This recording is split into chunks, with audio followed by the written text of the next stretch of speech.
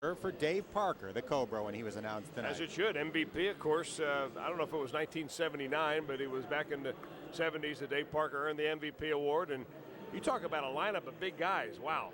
They all look like Willie Mo Pena. Well, Ryan Freel, not a big guy, but certainly producing as the Reds' leadoff batter at .271 batting average, a much better on-base percentage as he's been drawing quite a few walks this year. 1 homer, 16 runs knocked in. First pitch of the night, down the middle for a strike from 27-year-old right-hander Josh Fogg. Fogg got off to a horrendous start this year. He lost his first 4 starts. He had a 9.00 ERA. One of those starts was against Aaron Harang at Great American Ballpark. But after that dreadful 0-4 start, he's gone 6-1. I beg your pardon, 6-3. 0-2 pitch on the way, just missed outside.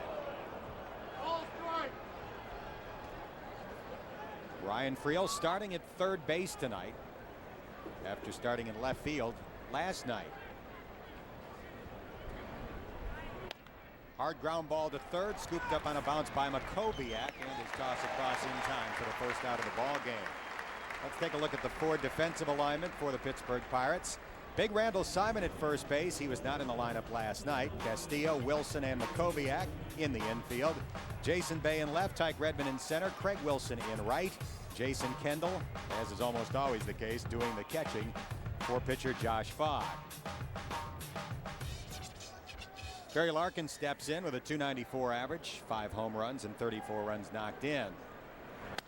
And he drives one deep to left on the first pitch from Fogg, and it is in the first row of the seats and gone for a home run. Barry's 6th of the year.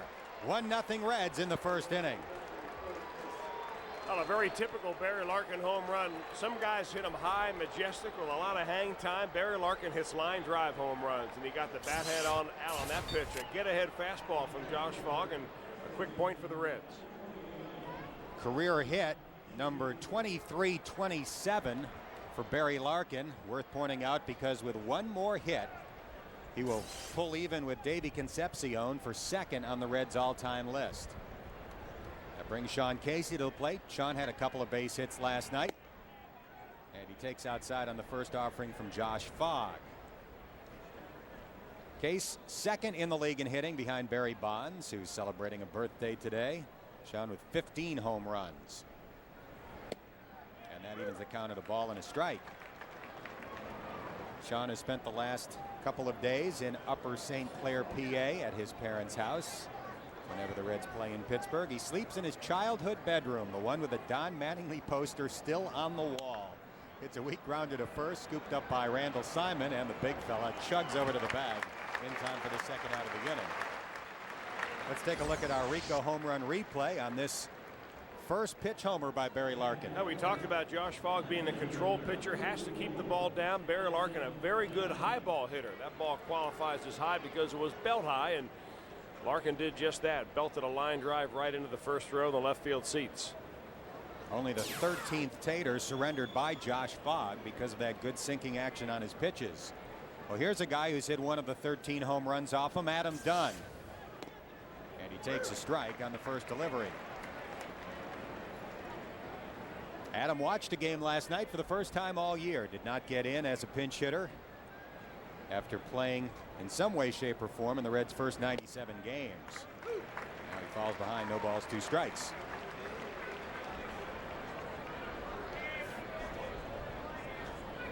Adam with 26 bombs this year, one off his career high, which he set last year. He watched 3 straight pitches. They were all called strikes by Alfonso Marquez, and he strikes out to end the inning. But the Reds are on the board on the Larkin homer. And after a half inning, it's 1-0 Cincinnati. Here's a look at the Chevrolet starting lineup for Lloyd McClendon's Pittsburgh Pirates. Catcher Jason Kendall leads off after having 3 hits last night, followed by Jack Wilson, Rob Makoviak, Craig Wilson, Jason Bay, Tyke Redmond, Randall Simon, Jose Castillo, and Josh Fogg. Kendall looking to extend a 9-game hitting streak. He'll be facing right-hander Aaron Harang. And it's been kind of a tale of 2 seasons for Aaron Harang. Previous to the disabled list, where he had elbow problems, and then post-disabled list elbow problems. The post-disabled list, outstanding numbers, 6-2 overall. That earned her an average continues to come down. 70 strikeouts in 84 innings for Harang. The guy is looking for his 3rd straight win. He's got a sneaky fastball, according to our Pontiac scouting report. He's got good control, not really much of a threat at the plate. Still just 1 hit on the season for Aaron Harang, but a guy who's beginning to really see how good he can be. Very high ceiling. The Reds thought when they obtained him from the Oakland A's, and he's now pitching to his capability. His first pitch of the game, an 89-mile-an-hour fastball for a strike. And he gets ahead of Jason Kendall. No balls, 2 strikes. Kendall 2 singles and a double last night. The double, something of a rarity. Kendall is hitting .315. He has 107 hits this year, but nearly all of them have been singles. 88 singles out of 107 hits. Certainly not a prototypical catcher. Can steal a base. He's had as many as 26 steals in a season. Harang's 0-2 pitch. You could see Kendall was tempted but did not go fishing at the slider that just missed outside. Well, if you're a right-handed hitter in this ballpark that can hit the ball the other way, you're going to have yourself some extra base hits. It's very short down the right field line, just 320. A lot of balls banging off that fence. Harang comes back inside and misses, and the count is 2 balls and 2 strikes. There's a look at the right field fence and the very tall wall that you need to clear for a home run to right. Not very long in terms of distance, but it is very high. 2-2 pitch, grounded weakly to second base, gobbled up by Jimenez for the first out in the bottom of the 1st inning. Let's take a look at the 4 defensive alignment for the Reds, with Jacob Cruz making a start in right field tonight. Willie Mopena in center and Adam Dunn in left. In the infield, it's Casey Jimenez, Larkin, and Friel. Jason LaRue does the catching. Aaron Harang on the mound for the 16th time this season. Pirates all-star shortstop Jack Wilson steps in. Jack batting .326 with 8 home runs this season. Reds on top 1-0 thanks to a home run by Cincinnati shortstop Barry Larkin. Wilson had a hit in 5 trips last night. He has struggled a bit since the All-Star game. He came back from that 2-day trip to Houston saying even though he only batted once, he was dead tired from all the festivities. That fly ball to right, grabbed by Cruz for the 2nd out here in the bottom of the 1st. Now, we talked about it last night, Dan Horton, again tonight. Worth mentioning that the fact that, like Great American Ballpark, at this time of night, not an easy time to go up there and be a batter. It's tough to recognize the pitch, the spin on the ball. You can't really judge the speed of the ball. You can see the bright glare out in center field. That's what the batter is looking into, trying to pick the baseball up. You get a pitcher out there throwing mid-90s, awfully tough to do anything here until that sun sets a little further on the horizon. First pitch breaking ball from Harang to Makoviak, in for a strike. And I would think Willie Mopena might have to battle some sunlight on a fly ball to deep center or deep left center. Broken bat grounder hit to second. Should be a 1-2-3 inning for Harang, and it is a good start for the Reds' right-handed starter. Jimenez, Pena, and Cruz to face Josh Fogg here in the 2nd inning. The Reds up 1-0 on a Barry Larkin homer in the 1st. D'Angelo hitless in his last 2 games after putting together a team-high 11-game hitting streak. Weak grounder to the right of the mound, missed by the pitcher, but scooped up by Castillo, and the youngster's sidearm throw to first in time for the 1st out in the 2nd inning. Now Willie Mopena comes up, batting in the number 5 spot tonight, or make it 6 spot tonight. But let's take a look at Willie Mopena. A couple of years ago, notice the front foot, the left foot in those pictures bailing out, stepping in the bucket. But what has he done lately? On the tutelage of Chris Chambliss, he takes that stride now either right towards the pitcher or even a little bit towards the plate. That gives him much better plate coverage, and he's not nearly as susceptible to the breaking ball. From what I can see up here, Dan Hort, that's about the biggest adjustment that Willie Mopena has made mechanically to make himself a much better major league hitter. The result, a .289 batting average and 14 home runs in limited playing time. And Willie Mo took ball 1 from Josh Fogg. 7 homers in his last dozen games. 15 runs batted in during that stretch. The reigning National League Player of the Week. And Willie Mo gets a 2-0 advantage against the 27-year-old righty. Just harken back to the days of your not-hole days or your Little League days, and how many times did your coach used to tell you, don't step in the bucket? Well, that's essentially the same thing that Chambliss and his former hitting coaches, Willie Mo's that is, have had to tell him continuously. Don't bail out. Don't step towards third base. Try to keep that stride to a minimum. He's got plenty of power in his hands, wrists, and upper body. Doesn't have to use a whole lot of legs, and he just wants to stay back and be able to drive the ball. And boy, he has made big-time strides this year in that category. Looked like he was taking all the way on 3-0. He takes a strike. It's 3-1. Hot, hot, hot in the month of July. 333 and 7 dingers. And he draws a walk with 1 out in the 2nd inning. Fox Sports Net Across America is the new weekly magazine show that reveals sports' most dramatic stories. This week they profile Danielle Green's amazing journey from Notre Dame basketball star to wounded soldier in Iraq. Fox Sports Net Across America airs Saturday at 10:30 here on FSN, Ohio.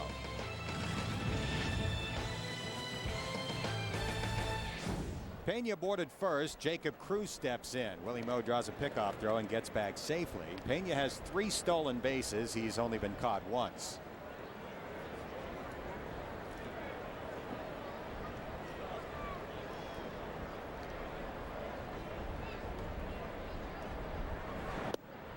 And Cruz takes outside for ball 1. Jacob hitting .240. He's belted a couple of homers, has 19 runs batted in, and he leads the majors in pinch hits this season with 11 of them.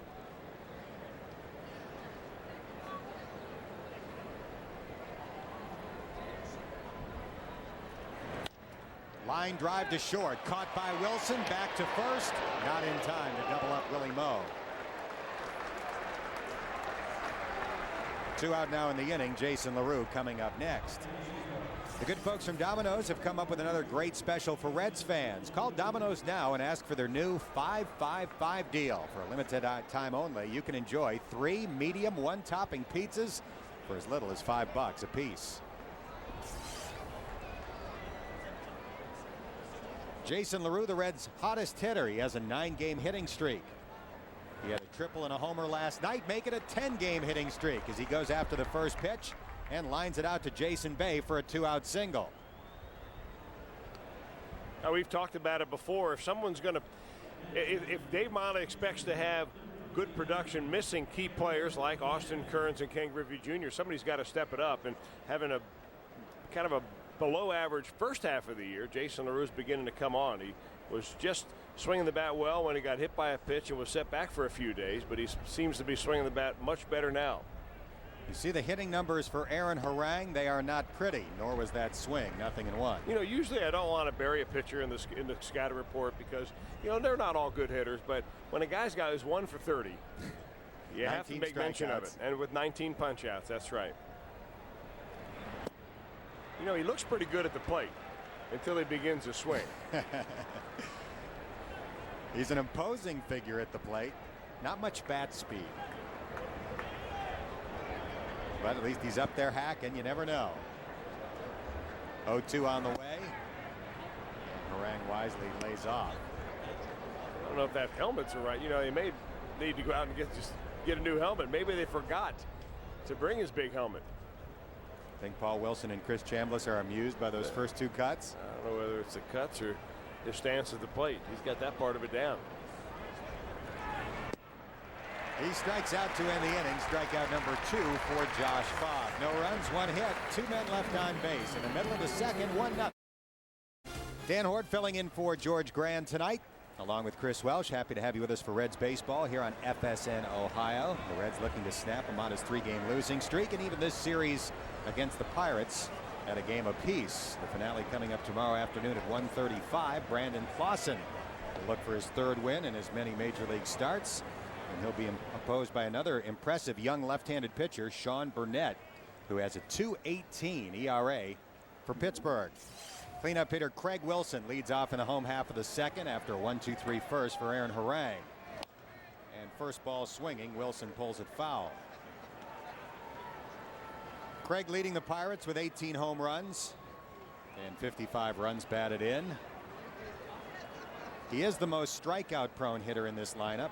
He's whiffed 96 times this season.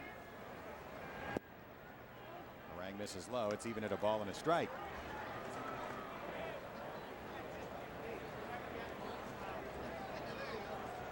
The Pirates going to variation number 2 in turn back the clock weekend uniforms with the pinstripe tops and the all black pants. You know, you'd almost need a 2-week homestand. You need 9 games. If you wanted to go through all the different combinations. Yep, you'd need 9 games to go through all the combos. They had the gold tops with the black pants last night.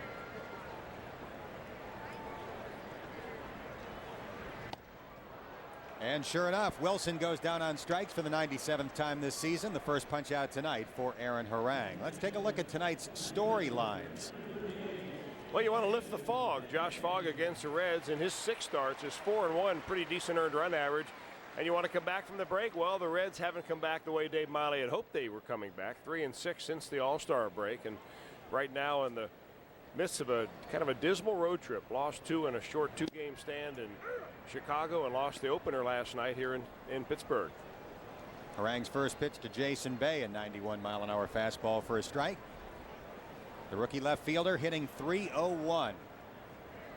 Another player picked up from the Padres in the Brian Giles deal last year. He hits a towering pop-up that will carry back into the seats behind the plate. And the count is no balls and 2 strikes. Well, the Pirates have made a couple of trades of note over the last few years, in which, if you look at them right now, you feel like they've really come out ahead on. Number 1, of course, is the one that we talked about last night to bring this player, Jason Bay, and last night's starting pitcher, Oliver Perez, over from the Padres in exchange for Brian Giles. Good deal for the Padres, too, because they needed Giles. Of course, they're a team right now that is trying to make a run for the National League West. There's Dave Littlefield in the back there in the yellow shirt, fielding all sorts of questions, I would presume, right now by inquiring general managers about their ace of the staff, Chris Benson. Benson's scheduled to start on Monday. And if he does in fact make that start for the Pirates, you can bet there are going to be plenty of scouts in attendance.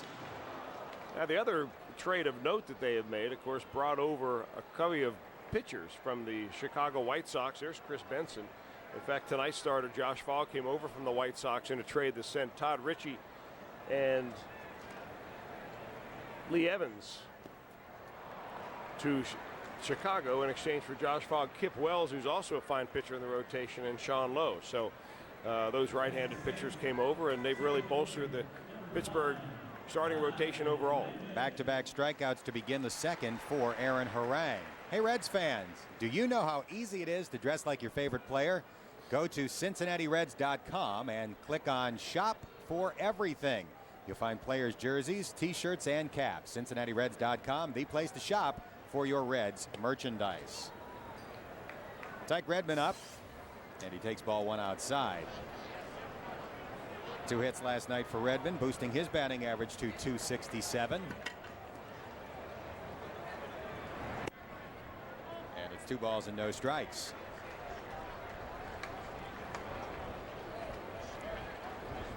Well, the Pirates have traded away high salaried players over the past few years. Their salary dropped this year, their team payroll, from $55 million to $30 million, and they are the youngest team in Major League Baseball. What was the old Subaru slogan? Inexpensive and built to stay that way. That's what the Pirates have become. Bouncing ball hit to second, and Harang will have his second straight 1-2-3 inning. Our score at the end of 2 here at PNC Park in Pittsburgh. The Reds won, the Buccos nothing. Copyrighted telecast is presented by authority of the Cincinnati Reds and may not be reproduced or retransmitted in any form, and the accounts and descriptions of this game may not be disseminated without the express written consent of the Cincinnati Reds. 1-0 Reds as Ryan Friel in the top of the order comes up in the 3rd against Josh Fogg. First pitch of the inning in for a strike. PNC Park in Pittsburgh sold out for the 2nd night in a row as they celebrate the 25th anniversary of the '79 World Series champs, honoring great players from the past before the game this evening. And they also gave out Willie Stargell figurines tonight. Pops, of course, unfortunately passed away a few years ago. In fact, he passed away the day this ballpark opened. The Reds were here for the first game ever, and actually put a hurting on the Pirates that day, thanks to Sean Casey, who had 4 hits and 5 runs batted in. Friel bluffs a bunt. The count evens up at a ball and a strike. There's the Willie Stargell figurine, or at least the box that it came in. the co-MVP in 1979 with Keith Hernandez back when Keith played for the Cardinals. Friel lines one into right center for a base hit. It'll be cut off quickly by Craig Wilson, and after taking a big turn at first, Friel will head back to the bag with a leadoff single. Boy, great example right there, but we always talk about keeping your hands inside the ball. That ball was actually on the inner part of the plate to Ryan Friel, but he decided to keep his hands inside and get it to right field. Goes down to get it, doesn't try to overpower it. If you try to pull that ball, it may end up in a ground ball to the shortstop. So Friel reaches base in his second time up. And Ryan obviously a threat to steal with a team best 18 stolen bases. He won't have to steal second base because of a horrendous pickoff throw by Josh Fogg. It's finally scooped up by Jose Castillo, and the hustling Friel goes from corner to corner. Randall Simon wasn't even looking for a throw, and Josh Fogg airmailed one to first base. You know, if you chart all the pickoff throws made at the major league, minor league, and even amateur level all year long, and then chart that against a number of times a guy actually gets picked off first base by a right-handed pitcher, he wasn't even off the bag at the time. It was just one of those surprise moves, and he picked off, guess who, his first baseman by surprise. Randall Simon hustled down the first baseline to go fetch it, and there's Ryan Friel moving all the way over to third. It's a great opportunity here for the Reds to push another one across. Barry Larkin at the plate. He went deep his first time up, sending one into the first row of the left field seats for his 6th home run this season. Friel at third. Third baseman Makoviak way in as Larkin swings and misses for strike one. Simon about halfway in at first, the middle infield staying back, so a roller up the middle would drive in a run for the Reds. Barry with 35 runs batted in, hitting primarily number 2 in the order this year. And that'll drive in a run as Larkin lines one toward the gap in right center. Friel scores to make it 2-zip. Larkin racing for second base, and as Wilson has trouble scooping it up, Barry heads for third and slides in safely.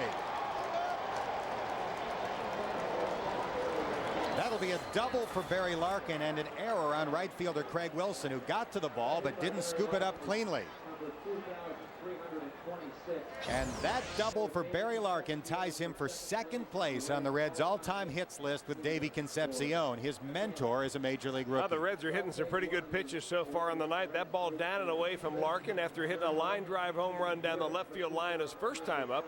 He splits the gap in right center with that one, and when he saw Wilson bobble the ball, that's when he decided to head over to third base. So he picks up an RBI and ends up on third himself. The Reds again in a good situation to drive another run in.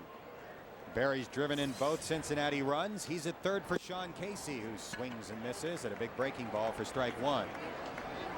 Casey grounded to first his first time up as he looks to extend a 4-game hitting streak.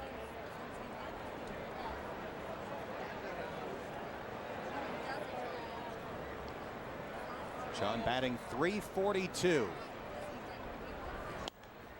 he fouls that out of play for strike two. I mentioned his first time up, but he sleeps at home when the Reds play in Pittsburgh. I asked him if his mom always makes his favorite meal when he comes to town. He said absolutely. It's her homemade version of the Egg McMuffin. He calls it the Joan McMuffin. He has 2 every morning when he's home. The Joan McMuffin. I'd like to try one. I'll tell you what, he swung the bat last night. Maybe he'll get some for the whole team. He just got drilled by Josh Fogg. It certainly wasn't intentional on 0-2. And the Reds will have runners at the corners with nobody out, and Adam Dunn coming up.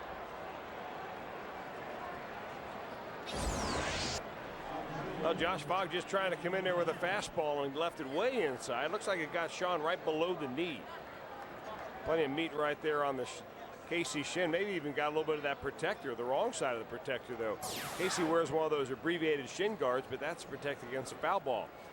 Our teams in the National League faring as far as overall being hit by pitch. Well, the Pittsburgh Pirates #1, of course, Jason Kendall and Craig Wilson way up there in hit by pitches. But the Reds surprisingly in a #2 spot. 50 times now they've been hit by pitches. Jason LaRue among the league leaders individually. Runners at first and third. The Pirates will look for a double play and concede a run. If Dunn grounds one towards second base or short, with Larkin at third and Casey at first. Adam takes ball one. He's seen 4 pitches so far tonight. He's watched all 4, striking out on 3 pitches in the first, taking a ball here in the third. 2-0 Reds, top of the third. Dunn swings and misses out in front of that pitch. That squares the count at a ball and a strike. 26 times this year, Dunn has stepped to the plate with a runner at third and less than 2 out. And he's only brought that runner in 6 out of 26 times. That's not a very good conversion rate. You like to see that number up around 75%. Because really all you have to do, and most of the time the infield is back. And in this particular case, if Dunn hits it to any of the middle infielders, the shortstop or the second baseman, that's going to mean a run. And if he gets it anywhere in the outfield, normally a sacrifice fly. The problem with Adam Dunn, of course, is strikeouts in these situations. A major league high 117 after whipping his first time up. That pitch got away from Kendall, and Sean Casey, always alert, moves to second base. I'll tell you what, for a guy who has no speed whatsoever, he is a darn good base runner because he is alert and gets good jumps. He's worked at it. I mean, it's something that those guys who don't have great speed probably work at this more often than the guys that do have great speed. That ball gets away and not all that far from Jason Kendall, but if you get a good jump and if you read it right away, that's worth a good 3-4 steps before the catcher even gets to the ball. 3-1 pitch and a big one on the way. It's way outside for ball 4. The bases are loaded for D'Angelo Jimenez. And the sold-out crowd in Pittsburgh getting a little bit restless. No visible sign of stress on manager Lloyd McClendon's face, but you can bet it's bubbling under the surface. He was suspended a few games earlier this year when he went ballistic at an umpire over a call, and in that situation, Craig Wilson, the right fielder, gave him a book during his suspension called the Anger Workbook. Here's a swing and a line drive to left. That's a base hit for Jimenez. Larkin will score. Everybody moves up one base. 3-0 Cincinnati, and still nobody out here in the third inning. Well, the damage done by the Reds in this inning as far as the base hits have gone against Josh Fogg have been hitting the ball the other way. Boy, that's a hitting coach's dream. Each one of the base hits, the one by Larkin, the one by Friel, and of course that one by D'Angelo Jimenez, this time hitting left-handed against a right-handed Fogg, going the other way and driving a run in. RBI number 35 for Jimenez. Lloyd McClendon on his way to the mound as the only Cincinnati hitter who has a grand slam this year will step to the plate. Willie Mopena has 2 of them, including one against Pittsburgh at Great American Ballpark. And that's it for Josh Fogg as Lloyd McClendon goes to the pen. This call to the bullpen brought to you by Skyline Chili, the official chili of the Reds. It's 3-0 Cincinnati. Ryan Vogelsong after the quick hook to Josh Fogg, the Pirates starter. 18 times he has been in the game previous to tonight. He's 2-7 overall, had a 7-game losing streak. Most of those, of course, came as a starter. He's kind of banished out to the bullpen after he had a bad run of it for a while. His earned run average up over 6.5 now. And here's a guy that has tremendous stuff, and they're just hoping soon that Ryan Vogelsong will finally grow into his stuff and be able to put some wins on the board. Willie Mopena steps in. He walked his first time up. 2 grand slams this year and 3 for 5 in his career with the bases juiced. He's hacking at the first pitch from Vogelsong, and he missed it for strike 1. And that's a good idea. You've got to go up there in a bases loaded situation. New pitcher comes in, especially a guy like Ryan Vogelsong, who's a fastball pitcher. He's going to come right after you. Be ready to swing the bat right when you leave the on-deck circle. Casey at third, Dunn at second, Jimenez at first. Already 3-0 Reds. Pena swings and fouls it off and falls behind Vogelsong. No balls, 2 strikes.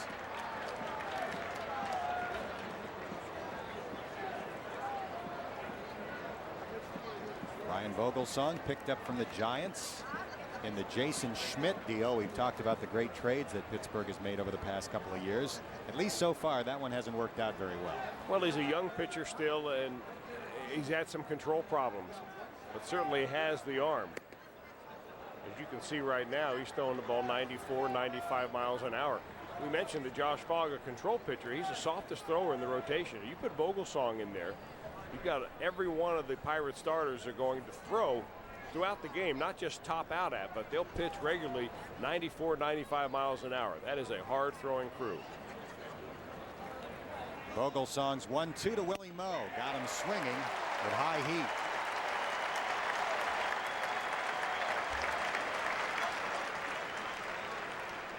Well, if you've got the stuff, you'd like to go right upstairs with it. Good 4-seam fastball right there. You see a little tardy on it was Willie Moe.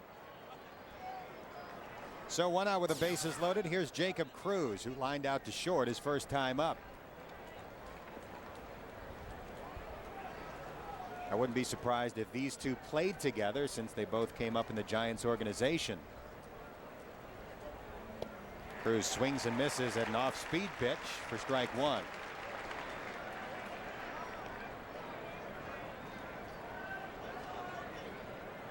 Cruz won a batting title at the AAA level when he played in the San Francisco Giants organization. Hit .361 in the Pacific Coast League one year. The 0-1 with the bases loaded, a swing and a miss, as Vogelsong has thrown 2 straight off-speed pitches to Jacob Cruz. Yeah, very impressive for a young pitcher like Vogelsong, who possesses that fastball, but he knows that Jacob Cruz is a good fastball hitter. So what's he doing? Back-to-back pitches, pulls the string and gets him way out ahead.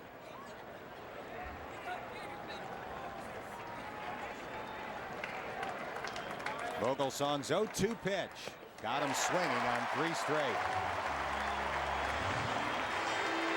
So far so good for Vogelsong, who was brought on with the bases loaded and nobody out, and has been able to strike out Pena and Cruz back to back. But now he has to get by the Reds' hottest hitter, Jason LaRue, who extended his hitting streak to 10 games with a second inning single. And Jason has 3 grand slams in his career. He fouls off the first pitch fastball for strike 1. Jason LaRue went deep last night. He also had a triple in the ball game, belting that 2-run homer off Oliver Perez, his 12th home run this season. And the average climbing toward 250s, up to 249 with a single 1 inning ago. The bases loaded, 2 out. And a swing and a miss as Jason falls behind 0-2.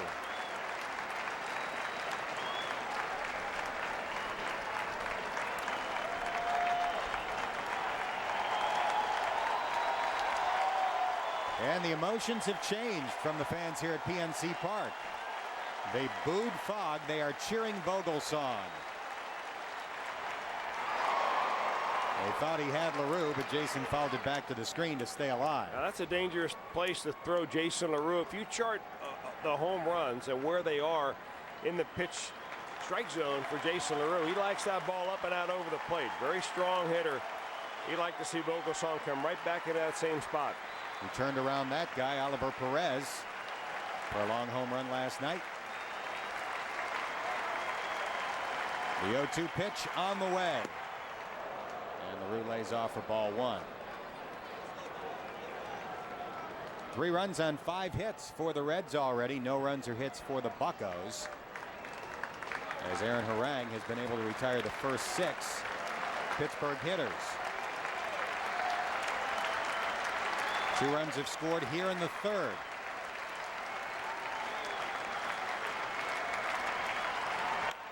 And that's popped up. It appears playable for catcher Jason Kendall or the third baseman Makoviak, who calls off the catcher and makes the catch to end the inning. A tremendous job by Vogelsong, who leaves the bases. The bottom third of the Pirates' order comes up in the bottom of the 3rd inning. Randall Simon hitting 7th against Aaron Harang to lead it off. Simon having an awful year. He was a career .297 hitter coming into the season. He's about 100 points below that, batting .188. Harang's first pitch, and it's taken low for ball 1. The top of the 3rd took a long time. The Reds scored twice. They had the bases loaded. There was a pitching change. Aaron Harang, of course, had to endure that after pitching 2 very strong innings. Throws a strike to Simon, evening the count at a ball and a strike. As a pitcher, Chris, how do you handle that when your team is up there forever? You hope they score a lot of runs, number one. They got 2. Because the more runs you get, of course, those are the pitcher's best friends. I don't think it was that long of an inning that it's going to make you kind of wait.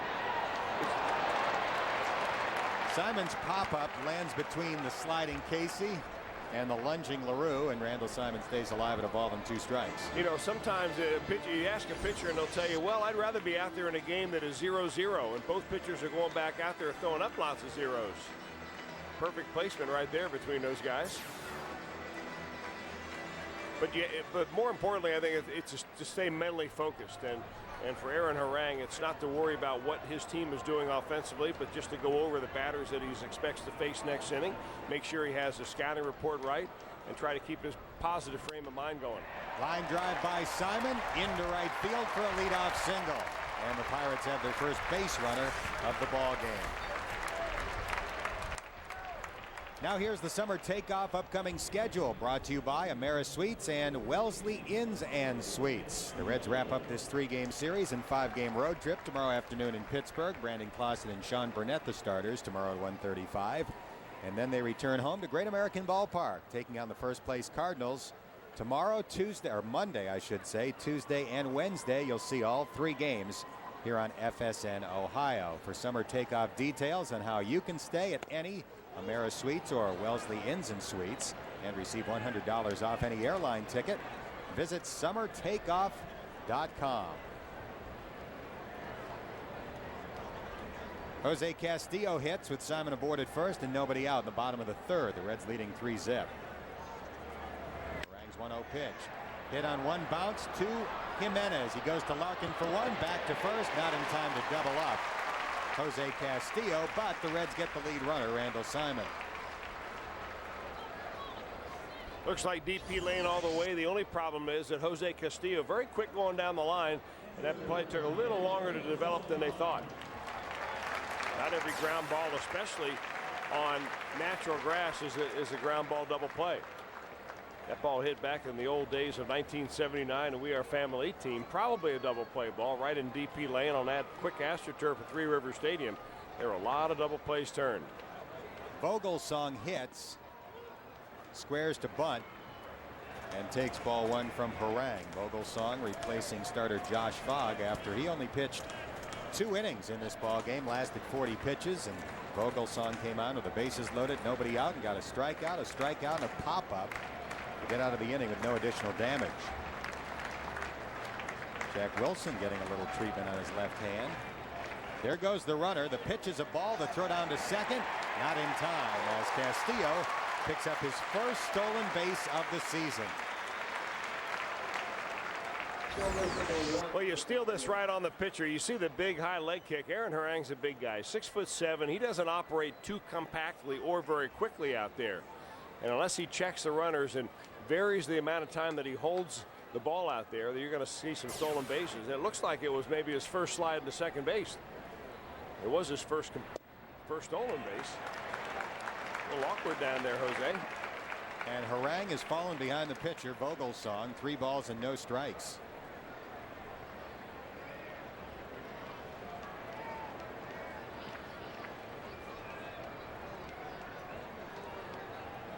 The 3-0 pitch. Vogelsong obviously taking, and he takes strike 1. So far this year, he's been a decent hitter. 4 hits and 16 times up for a .250 average. One of those hits, a double.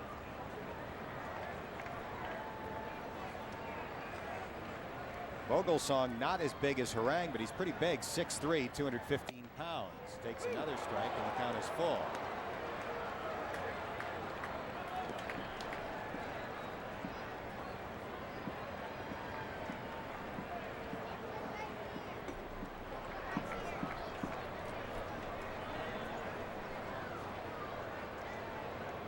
Trying to bounce back from falling behind 3-0, and he misses one away for ball 4.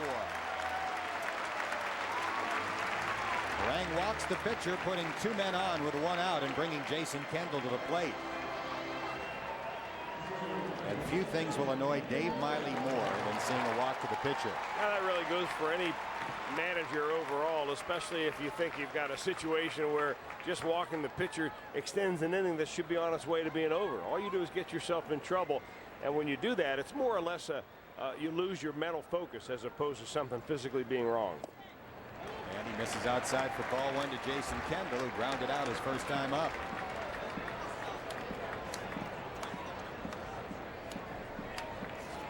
Not a good time for Dave Miley to send the sheriff, Don Gunnell, out there to talk to his pitcher, because after all, you don't want this inning to get out of hand. He has seen last night the inning get out of hand with Jose Acevedo on the mound. Prior to that, a couple of big-time innings with Corey Lytle on the mound in Chicago, and certainly Don Gullo wants to say right here, hey, how about a little damage control right here? Let's stop it where it is, get a ground ball, make sure you stay aggressive, and pitch to what we've decided to go about on how to go about Jason Kendall, which is mainly keep the ball down, see if you can get him to hit the top side of it. Kendall 1 for 10 in his career against Aaron Harang. 2 on, 1 out. Hit in the air towards shallow left center. 3 Reds converge. Larkin calls for it, and Berry makes the catch for the second out of the inning. Nice pitch right there by Harang. A good fastball in on the hands and just jammed him.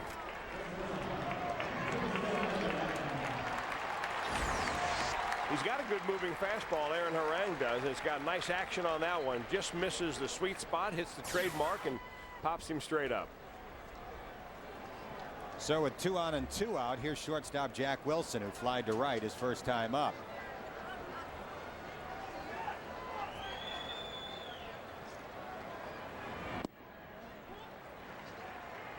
Takes ball 1 from Harang. Wilson doesn't walk very often. In fact, he's only walked 12 times this season. He's been to the plate about 400 times. Fewer walks per plate appearance than any regular in the National League.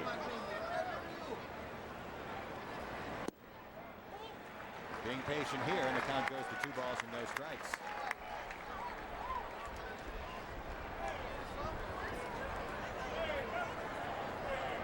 Wilson looking on the thin side, and there's a reason for that. Since the start of this season, he says he's dropped about 18 pounds. Now he lines one into left for a base hit. Castillo will score to put the Pirates on the board. Dunn makes a sliding stop in left, guns it into second, but Wilson is safe for the 2-out RBI double. And it's 3-1 Cincinnati.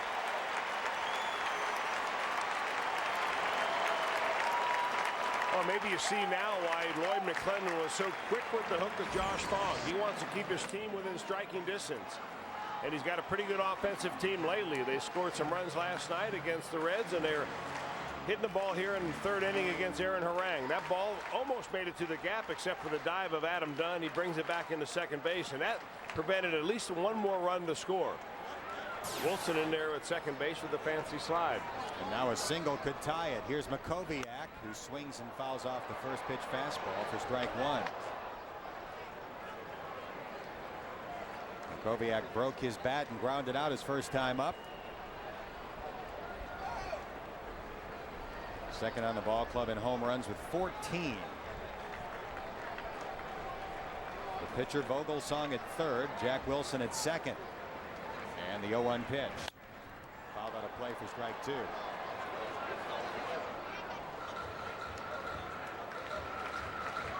Makoviak, a homegrown prospect on this Pittsburgh ball club. He came up through the system. He's now in his 9th year in the Pirates organization. In all those years, he's only played on 1 winning team. Played on a winning team in A-ball. Every other team he's ever played for professionally finished with a losing record. He swings, lines one toward the gap in left center. Dunn on the run, and he makes the catch for the final out of the inning, keeping the Reds on top. 1 run scores on 1 base hit. At the end of 3, it's 3-1 on Saturday. For up-to-date info on the Fan Zone, visit CincinnatiReds.com. 3-1 Reds as we begin play in the 4th. Pitcher Aaron Harang to lead it off against Ryan Vogelsong, who came on relief in the last inning. Pitched out of a bases loaded, nobody out, jam. His first pitch to Harang, in for a strike.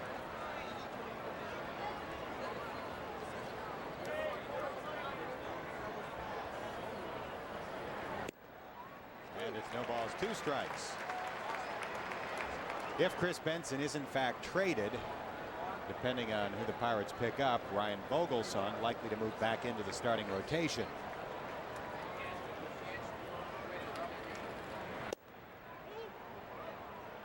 And if you talk to the Pirate people about what their strengths are in the minor leagues, they'll tell you right off the get-go that it's pitching. They've got guys even behind Vogelsong in the minor leagues that are ready for the major league level if there was room up here. Including one from the Cincinnati area in AAA, John Van Benskoden, a former first-round draft pick. Harang strikes out looking, and Vogelsong has struck out 3 of the 4 batters he's faced since coming out of the bullpen. Here's tonight's Aflac trivia question. Who is the only minor league baseball announcer to have a character named after him on The Simpsons? The only minor league baseball announcer to have a character named for him on The Simpsons. The answer coming up a bit later in the show. Let me think about that one. Here's a grounder hit wide of first by Friel. A diving stop by Castillo. Throws to the pitcher, covering, and gets Ryan Friel by an eyelash. How about that play by Jose Castillo and Ryan Vogelsong getting to the bag. Jose Castillo having himself a nice little night. Had his first major league stolen base earlier. A diving play into the shallow right field. Ryan Friel thought he was safe on that one.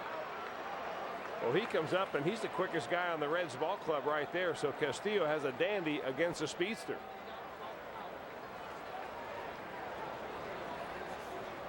And Vogelsong had to catch a bullet. Oh, I don't know about on the that move, call. With and that Ed Rapuano might have missed one at first base. Barry Larkin up. Barry has a double and a home run in the ball game and takes ball one.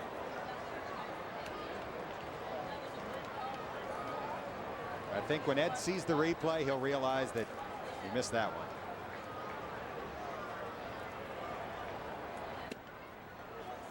Two balls and no strikes to Barry Larkin, who has boosted his batting average to .299. His career average coming into the season, .295. In 18 major league seasons. As he continues to try and build a Hall of Fame resume. This year's class will be inducted tomorrow in Cooperstown. The big names, Dennis Eckersley and Paul Molitor.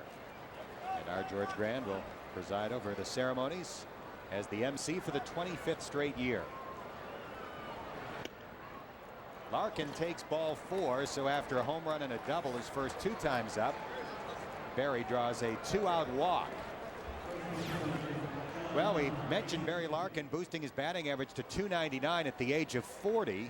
This is also Barry Bonds' 40th birthday today. He leads the National League in hitting, and we came up with this list for great achievements by athletes 40 and older. George Blanda scored 83 points as a kicker at the age of 48 in the NFL with the Oakland Raiders. Nicklaus won the Masters when he was 46. George Foreman won a heavyweight championship at 45. Nolan Ryan threw his final no-hitter when he was 44. He had 16 strikeouts in that game.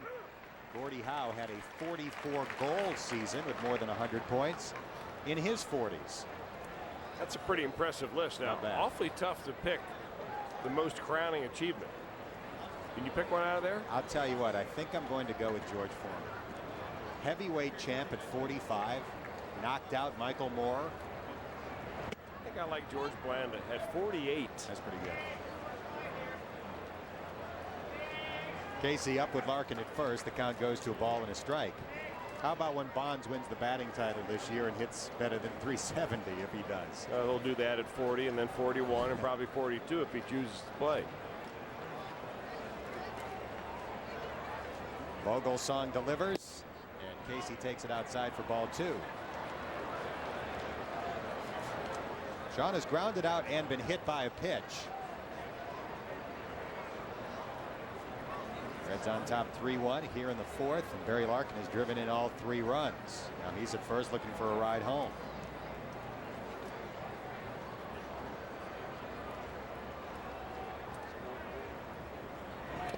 That pitch gets away from Jason Kendall, and Larkin will scoot to second base, putting a runner in scoring position for the Reds' best hitter in those situations, Sean Casey.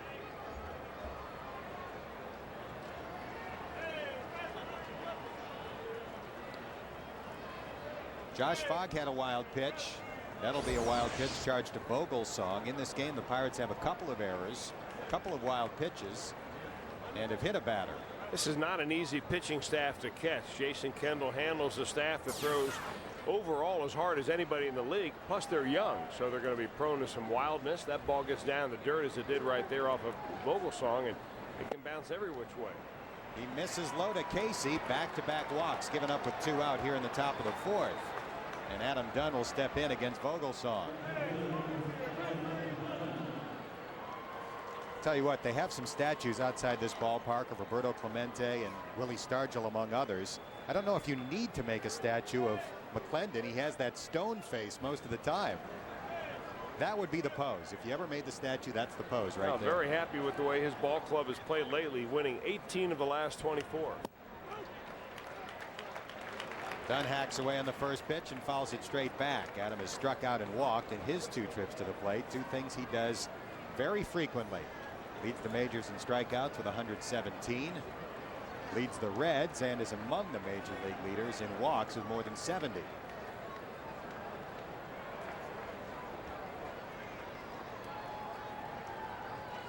Two on and 2 out. The Reds up by 2 as Dunn takes inside for ball 1. Adam won't like me mentioning this, but I will anyway. He is on a pace this year to set an all-time record for strikeouts in a season. Coming into the game on a pace to whiff 194 times this year. The big league record held by Bobby Bonds buries that, 189. Throw down to second base by Kendall. Larkin gets back safely. And the count goes to 2 balls and a strike on Adam Dunn. You talk to Chris Chambliss about that, and most hitting coaches, and they'll shrug their shoulders and say, yeah, you know, we'd like to cut down on the strikeouts, but we don't want Adam Dunn changing his whole approach up there. What we want him to do is to think about getting a good pitch to hit, putting the bat on it. He's always been very selective at the plate. He's had a pretty good idea of the strike zone, but you don't want him going up there with 2 strikes saying, all right, now I'm going to take a little base hit to second base or over the second baseman's head. You want him to be able to swing the bat aggressively because he is the type of hitter that can scare a pitcher. Because you make a mistake to Adam Dunn, you expect to get a brand new baseball. He has an on-base percentage above 400, 402 coming into the game. He brought a slugging percentage of 557 into the game. So most modern baseball fans would indicate that those are the 2 single most important stats. And Adam Dunn scores very high in both categories despite the punch-outs.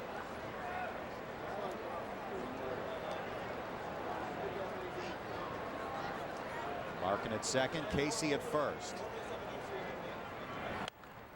That's popped up foul, no play on the left side, and the count evens up at 2 balls and 2 strikes.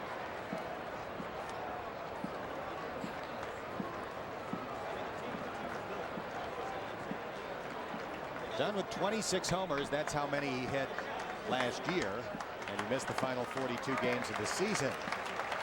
And that foul ball by Dunn apparently scared the youngster. You'll be all right. Hopefully whoever caught the souvenir will give it to that family. I hope mom didn't drop the baby to try and catch the ball.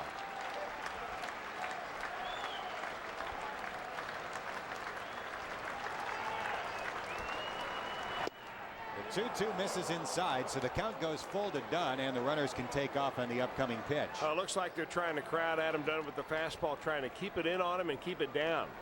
That's a very tough pitch for Adam Dunn to keep fair if he's able to make contact.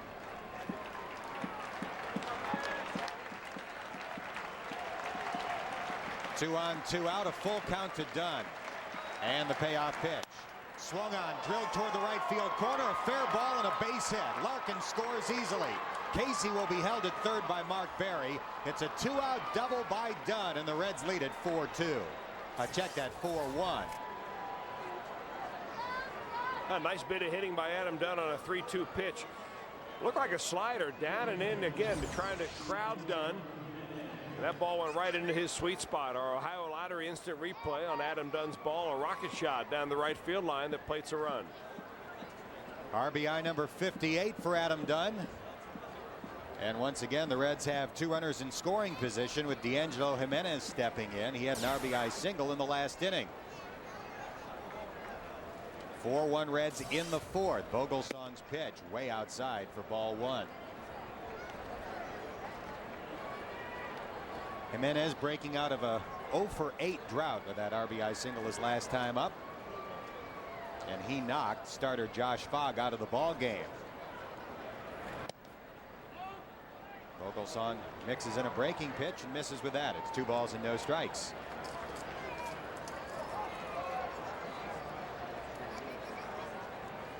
The Reds have had somebody on in every inning and at least 2 base runners in each of the last 3. There's a strike, and it's 2-1 to Jimenez, who looks at as many pitches as just about any hitter in baseball. Not afraid to pick out one he likes, and he is among the Reds' leaders in walks this year with 54. He swings, pops it up. Third baseman Rob Makoviak gives chase, but he'll run out of real estate, and the count is 2 balls and 2 strikes. Unlike some of the new ballparks, there is some room in foul territory to catch a ball here at PNC Park. It disappears as you go up the lines, but in between the third and first base bags and the stands, you can catch some balls here.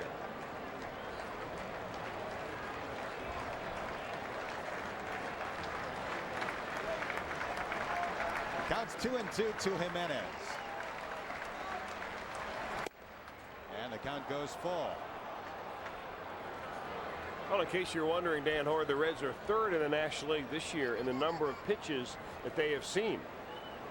Only the Philadelphia Phillies and Colorado Rockies are more patient. Have you counted that on your own? 14,346. 44 coming into the ball game. We'll give you an update after the game's over. 3-2 pitch. High and away, ball 4. Jimenez draws a walk, and the bases are loaded for Willie Mo Pena for the 2nd consecutive inning. Oh, well, Lloyd McClendon's wondering what the heck happened to the reliever that he brought in the last inning. He had bases loaded, nobody out. He brought Ryan Vogelsong in from the bullpen. And just like that, 2 strikeouts and a pop-up to Jason LaRue as he got down to the bottom half of the order. He took care of that threat, no problem. In this inning, he's made his own problems. Spin Williams picked up the bat phone in the dugout, and activity will begin in the Pirate bullpen. This rally has started after Vogelsong retired the first 2 Reds he faced. Willie Mo has walked and struck out, whiffing with the bases loaded his last time up. He has another opportunity with the bases juiced here in the 4th. Vogelsong starts him out with a big breaking pitch for strike 1. Yeah, after keeping almost all fastballs on him last time up, he drops the hook on him. Vogelsong impressive, if not for anything else. He's got all 3 pitches. He's thrown the changeup, he's thrown the breaking ball, and of course we've seen a blazing fastball. Willie Mo swings at a fastball and fouls it straight back. He's behind in the count. No balls, 2 strikes.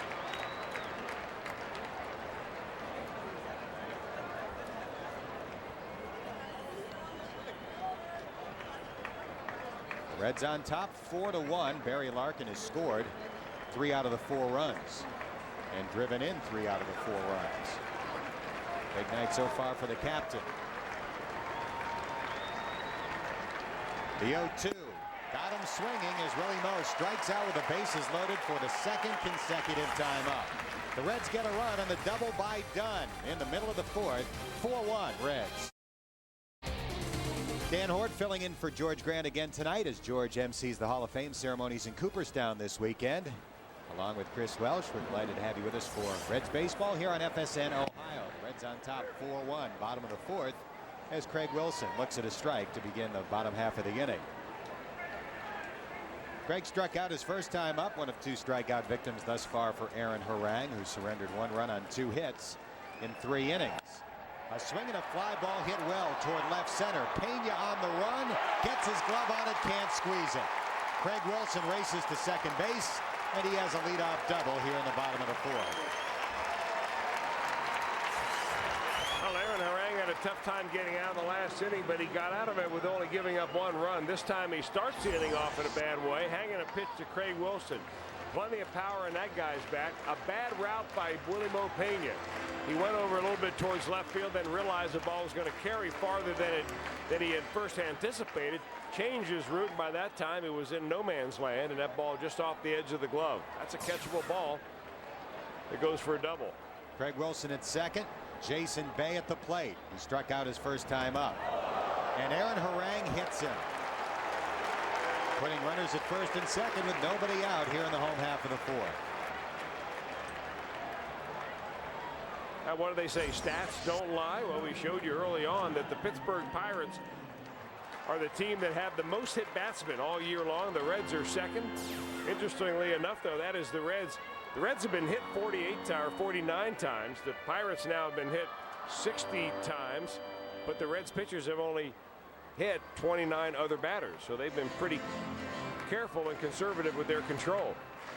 Barry Larkin just convened a meeting behind the pitcher's mound to talk about the defensive alignment with 2 on, nobody out, and Tyke Redmond stepping up. Willis Roberts has started warming up in the bullpen for Pittsburgh.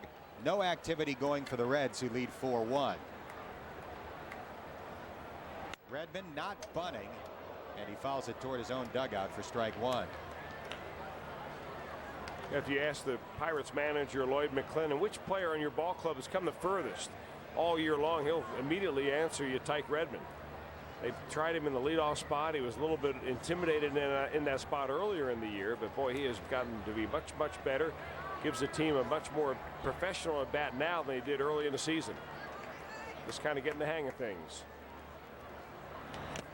Swings and foul, tips that one, and the count is no balls and 2 strikes. Redmond hit in the 220s in April, the 230s in May, but he has been better than a 300 hitter since. A young guy who toiled for a long time in the minor leagues. He spent the last 3 years at the AAA level. Finally got the call up in August of last year and was very good over the final 2 months last season.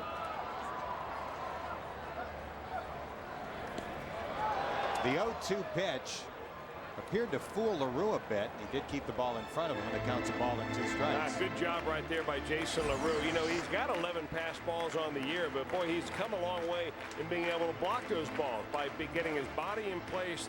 The key there is to square yourself up as best you can to the ball and tilt your upper body a little bit towards the pitcher's mound, so when the ball does hit you, it has a tendency to go right back into the ground instead of squared away.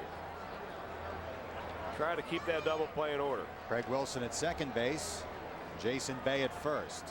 And the 1-2 pitch. Just missed outside. Redmond was leaning out over the plate. Wouldn't go after it, and the count's 2-2.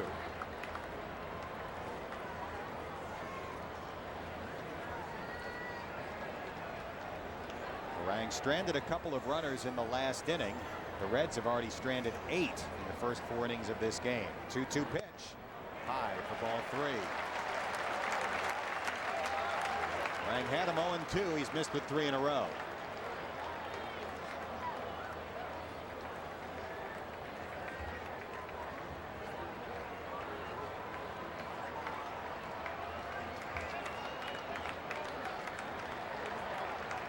Big pitch coming to Redmond. Grounded back to the mound. Harang goes to second for 1. Larkin from his knees, not in time. And the Pirates will have runners at the corners with 1 out here in the bottom of the 4th. Well, Aaron Harang made the right play. He'd gone over ahead of time. What happens if the ball's hit back to me? Delivers it right over the second base bag. Don't know why Barry Larkin went down on that ball. The ball was right over the second base bag. He may have been trying to avoid Jason Bay coming into second base. Maybe Bay got a good jump on that ball. He wanted to make sure that he didn't get upended by the runner. Number 8 hitter, or check that, number 7 hitter, Randall Simon, the batter, with runners at first and third and 1 out. Simon, a double play candidate to be sure. He hits it in the air to shallow left. Dunn charges. Wilson tags at third. Adam makes the catch, and the runner will hold after a bluff. A big out for Aaron Harang. Well, let's find out the answer to our Aflac trivia question. And you'll recall we wondered who is the only minor league baseball announcer to have a character named for him on The Simpsons. Here's the answer. High Springfield, Dan Horde, Mike Side. Tonight, our Isotopes take on the pesky Shelbyvillians. The Topes are looking to snap that darn 26-game losing streak. And how about that? Our own dandy Dan Horde. Congratulations, Dan. Thank you very much. It's the only thing I've ever done that my nieces were impressed by. An appearance on The Simpsons. And just to make it perfectly clear, I did not choose the Aflac trivia question tonight. This was not a self-serving moment. Jose Castillo at the plate. Taken high and tight for ball 1. You know, they didn't show the Dan Horde character's funniest line in that episode of The Simpsons. Can you give it to us now? I think the bases were loaded, and he said, "That'll bring Big Bill McCluskey to the plate. As soon as he pops up, we'll get to the postgame show." Apparently, Big Bill not having much of a year for Springfield. 1-0 pitch coming to Castillo. Grounded back to Harang, who's going to get out of the inning. There's a little soap bubble over to first and gets Castillo to strand 2 in the 4th. At the end of 4, it's the Reds 4 and the Pirates 1. Dan Horde, Chris Welsh back at PNC Park in Pittsburgh. The Reds on top 4-1 as we begin play in the 5th inning. Jacob Cruz leads off against Ryan Vogelsong and takes strike 1. Jacob has lined to short and struck out in this ball game. 4 runs on 6 hits for the Reds. 1 run, 3 hits for the Buccos against Aaron Harang. There's a swing and a foul fly as the count goes to no balls and 2 strikes on Jacob Cruz. McCluskey Chevrolet, home of the quick credit guarantee. 1 click, 1 call, 1 number can do it all. 761-1111.com.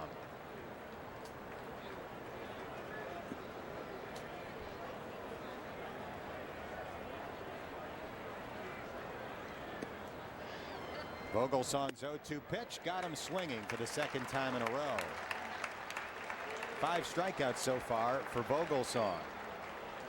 Monday on the Best Damn Sports Show period, presented by Buffalo Wild Wings. We'll talk to boxing legend Mike Tyson about his upcoming fight in Louisville, his financial problems, and his chances of regaining the heavyweight crown. Catch the Best Damn Sports Show period Monday night on Fox Sports Net.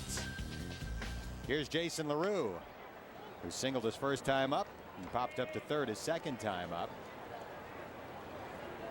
He takes ball 1 from Vogelsong. Jason has pushed his batting average to .248. It lingered in the 220s for much of the season. And he gets out of the way of that inside delivery for ball 2.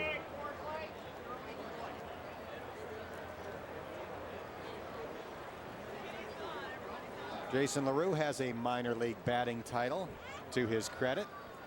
He won one at the AA level playing for Chattanooga. Now he swings and misses. The count goes to 2 balls and 1 strike.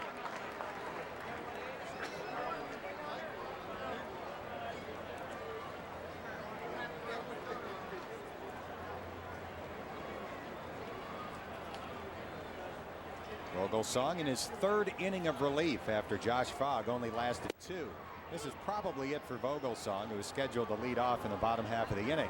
You know, you bring up that point about Jason LaRue, Dan, and it goes to show you that it's hard to extrapolate numbers even at the AA level and project what a guy's going to hit in the major leagues. If he won a batting title in Chattanooga, he's never hit any higher than .249 in the major leagues. He draws a walk with 1 out in the 5th, and that'll bring Harang to the plate in a bunting situation. Well, not only did he win a batting title in 1998 at Chattanooga, he hit .365 that year, and the year before batted .315.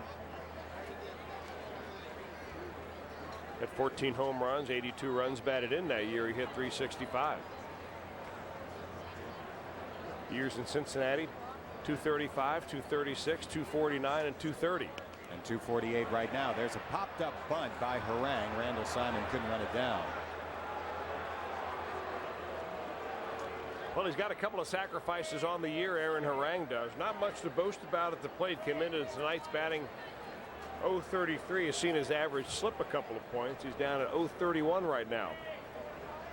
And the strikeout total climbs to 21 punchouts and 32 at bats. Well, that's indicative of what the Reds have done all year. Pops up another bunt. This one will be caught by Jason Kendall.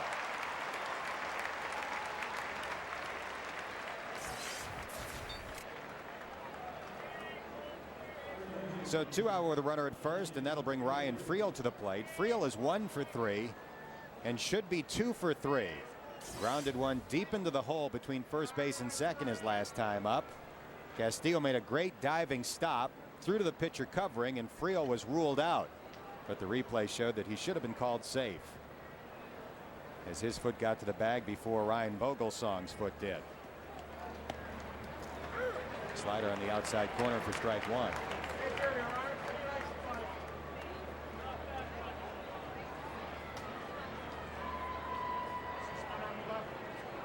Vogelsong with 1 star on each side of the P on the old school pillbox hat. Remember when Willie Stargell used to award the stars to his teammates, the guys that had big years would have hats covered with stars? That would serve as somewhat of a little bit of an intimidation from time to time, kind of like in football. You look across the line, you see that linebacker back there with skull and crossbones covering his entire helmet. You wonder how many guys he's put out. Oh, you didn't want to be one of Buckeyes those. at Ohio State, sure. Count goes to 1-2 on Ryan Friel. A couple of other things that old '79 team used to do, the We Are Family days. They used to use different balls in batting practice, really juiced up baseball. So they'd start hitting balls into the upper deck at Three River Stadium, and the opposing team to watch a batting practice and say, wow, that's a pretty strong group over there. I did not know that. Hard grounder up the middle. Another diving stop by Castillo. Friel robbed for the 2nd time in the ball game, and Castillo has done it to him both. Welcome back to Pittsburgh as we head to the bottom of the 5th. Chris, any idea where I can find some steel wool? I don't know, Mr. Clean, do you? Golly. Nice guy, bad luck. I want you to be the guy to tell him that, please. We'll send him the tape when I am far, far away from Pittsburgh. Tony Alvarez pinch hits to begin the bottom of the 5th for the Pirates, batting for pitcher Ryan Vogelsong, who worked 3 innings in relief and gave up 1 run. Harang hits the pinch hitter Alvarez right in the middle of the bat. And it's the 2nd straight inning that Harang has plunked a Pirate batter. Now they've had the leadoff hitter on the last 3 innings. Once by base hit, once by double, and that time with a baseball right square behind the shoulder blade.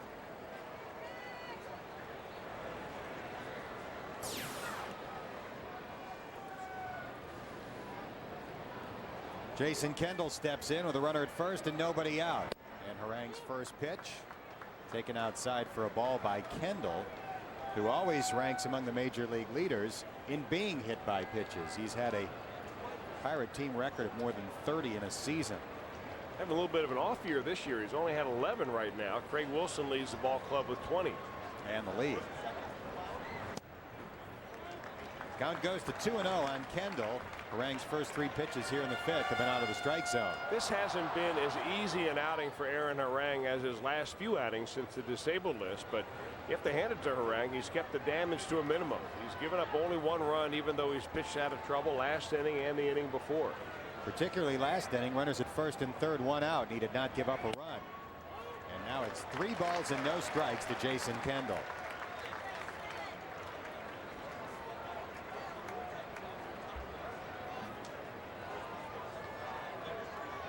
Nobody warming up yet in the Reds bullpen. We're in the 5th. 3-0 pitch on the way.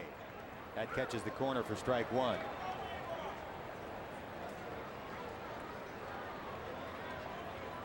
Kendall making more than $10 million this season. A big contract that runs through 2007. It's one the Pirates have tried to get rid of but have not found any takers. Jason Kendall is a very, very good player. But $10 million is a lot of money.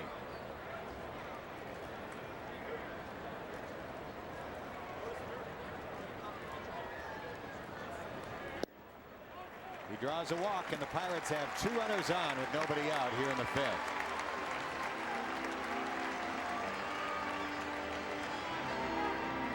Let's take a look at our Ohio lottery numbers tonight. The pick 3, 970. The pick 4, 0785, and the Super Lotto 6, 24, 27, 38, 40, and 44. The plus number 7.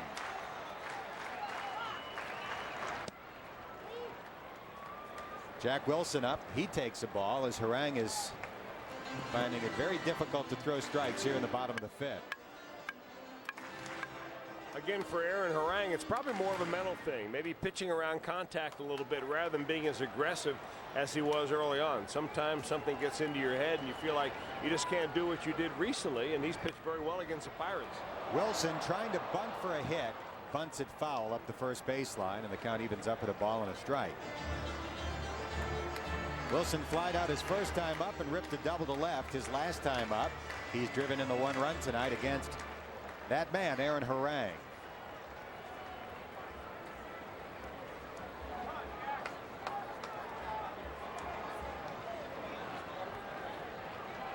They're in at the corners to try and guard against that bunt possibility.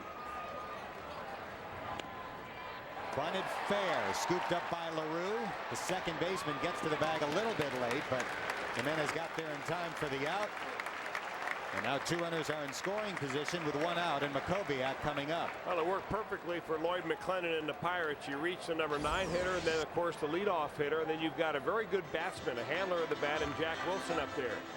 He gave a push bunt pitch before, trying to get a bunt for a base hit that would also double as a sacrifice. But that time he just lays down the sack and moves the runners over. So again, it'll be Aaron Harang trying to pitch out of trouble with men in scoring position.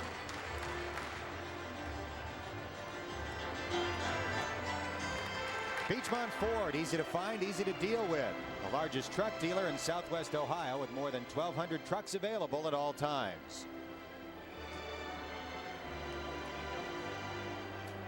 Home plate ump Alfonso Marquez breaks up the conference on the mound. Don Gullett on his way back to the dugout. No warm-up activity going in the bullpen yet, but there is some stirring down there. Some guys have started swinging their arms in a circular fashion. And it looks like they are on high alert. 2 runners in scoring position for Makoviak, who takes ball 1 outside from Harang.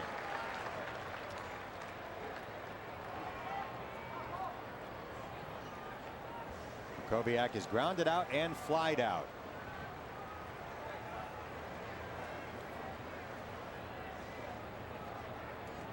A 1-0 pitch. That's in for a strike. And it's even at 1-1 to Makoviak. 4 homers in 45 career games against the Reds. And this left-handed batter with a wide open stance. Way inside, Makoviak maneuvering his body to avoid getting plunked. If he had been hit, it would have loaded him up for the cleanup hitter, Craig Wilson. Could be a little bit of a purpose pitch right there. Not purpose to try to intimidate Makoviak, but maybe buy a little bit of the outside corner. Come inside, adjust the batter's eye. Now take a little something off on a pitch outside and get a ground ball. Harang's 2-1 pitch. Tapped weakly foul by Makoviak, and it's 2-2. And that was the breaking ball right there. You know, not every pitch is designed to actually get the hitter out. Some pitchers will think 2 or even 3 pitchers ahead, like Greg Maddux, a good example of that. He always seems to be plotting and planning well ahead of time, but you've got to be at least 1 step ahead of the hitter, or else you're going to give up a lot of runs. Like a good chess player, thinking several moves ahead. The 2-2 pitch, hit in the air to left. Dunn backpedaling. This should drive in a run. Alvarez tags at third. He will score, and it's a 4-2 ball game in the 5th.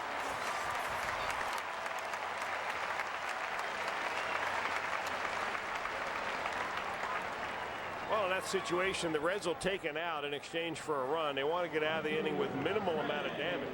Aaron Harang was looking for a strikeout, and Makoviak did a nice job getting it deep enough into the outfield to drive a run. And that's just continually shows you the importance of getting that runner to third base. So much easier to get him in. 2 out and a runner at second base. Here's cleanup man Craig Wilson, who has struck out and doubled in the ball game. Doubled off the glove of Willie Mo Pena in center his last time up. Harang pumps one right down the middle for strike 1. You know, we showed you early on about Willie Mo Pena, how he's made an adjustment with his front foot where he steps a little bit straight towards the pitcher or even a little bit towards home plate now. Same for Craig Wilson. He's a guy that steps far away from the plate and then steps towards the plate with his left foot. Swings and misses and falls behind 0-2. So if you're charting that guy as a way to try to get him out, he is a guy that you can jam. Because he steps towards the plate, he'll jam himself, but you've got to be able to get that fastball in there underneath the hands or underneath the elbows. And stepping toward the plate would help explain why he leads the majors in being hit by pitches. Pulls that one foul. The count stays at 0-2. Exactly right. That would explain that, of course, because as you step towards the plate, your secondary movement will be get your body out of the way. But what it also does is makes him tougher and tougher to get out with that breaking ball away. It's got good plate coverage that way. If you can get inside with a fastball, that's the way you pitch it. Kendall leads at second. The Reds with a 2-run lead here in the bottom of the 5th. And the 0-2 pitch. Swung on and missed as Harang gets the strikeout to end the inning. His 3rd punch out of the ball game. At the end of 5 at PNC Park, it's Cincinnati 4. The Reds on top 4-2 as Barry Larkin gets set to lead off in the 6th. New Bucks pitcher John Graybo, a left-hander, in for the 42nd time on a 4-game losing streak, 0-4 record. He's just hoping to keep the Bucks right there. One of the few times recently that Lloyd McClellan has had to go to the bullpen early in the ball game. Larkin perfect tonight. 2 hits, a walk. He's scored 3. He's driven in 3. Grounds one to the left of the mound. Graybo gets off the mound quickly to field it and throws a BB to first for the first out in the top of the 6th inning. Well, tomorrow 2 great players will go into the Hall of Fame in Cooperstown. Paul Molitor is one. Dennis Eckersley is the other. And Eck is the focus of tonight's Geico moment. He's the type of guy that would challenge you. And we used to, when I faced him, we used to just kind of look each other in the eye, and we just knew that, you know, it was me or you, you know, and I think that's the attitude he took, when he went to the mound, and it really helped him as a reliever. Dennis Eckersley, among the all-time saves leaders in Major League history, had nearly 400 saves. He also had nearly 200 wins. He was a great starter, of course, before ever becoming a closer. A 20-game winner when he was 23 years old. Kind of an incredible career, really, when you think about it. The fact that he was a starter for the Red Sox, also pitched for the Chicago Cubs, but then reinvented his career. He and Tony La Russa. As a Cardinal, he was there, of course. He went out and pitched for La Russa out in Oakland, and they made him into a closer and became one of the most dominant closers of his time. The American League MVP in 1992 when he saved 51 and had a 1.91 ERA. Count 2 balls and a strike to Sean Casey, looking for his first hit of the game. He's been on twice. He walked once and was hit by a pitch. Sean pulls it foul. The count, a ball and 2 strikes. Goose Gossage once said of Dennis Eckersley, he could hit a gnat in the butt. That's how good his control was. It's a pretty small target. I believe scientists consider a gnat's butt to be the smallest unit of measure. 2-2 pitch. It's outside for ball 3. Save that one for the Simpsons.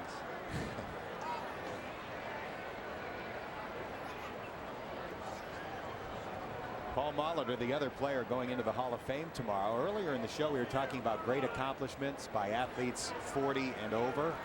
Paul Molitor had a phenomenal year when he was 40 years old. Here's a looping liner into shallow left. A diving attempt by Jason Bay, and he caught it for the second out of the inning.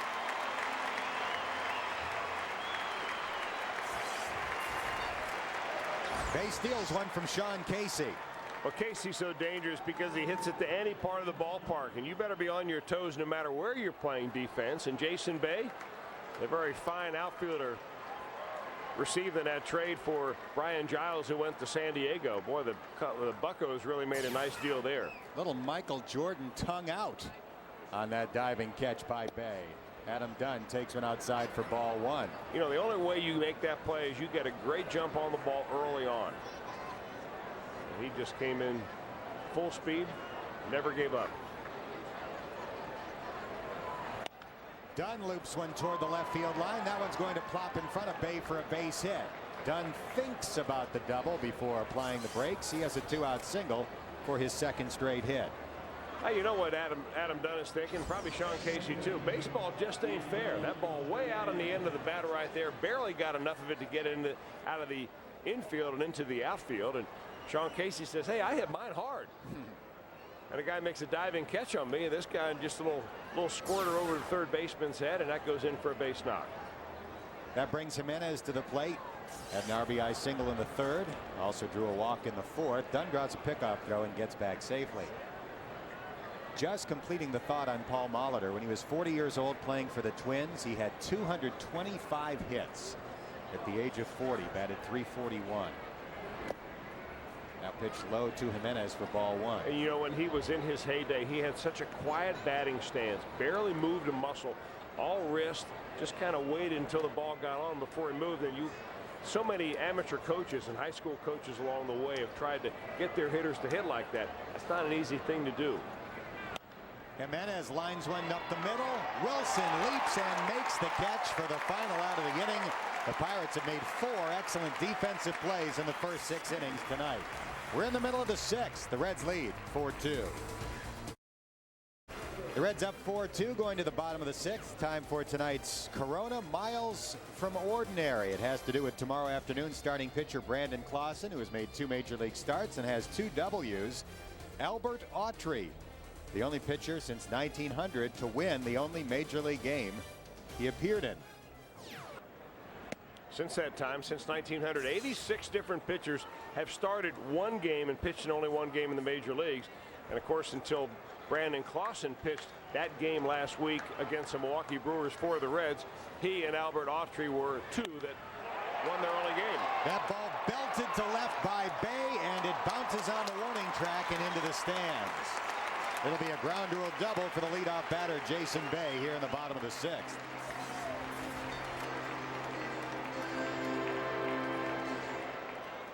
Well, again, the first runner has reached base for the Pirates, so it'll be Aaron Harang out of the stretch. A hanging breaking ball up above the waist. And boy, that ball was belted nicely by the Pirates left fielder. It shows you how hard it is to hit it out to left here, because that ball was crunched. About a 380-foot poke. It bounced off the warning track and over the 6-foot-tall wall in left. Tyke Redmond at the plate. Grounder hit toward the left side. Backhanded deep in the hole by Larkin. He'll have no play. It'll be an infield single for Tyke Redmond.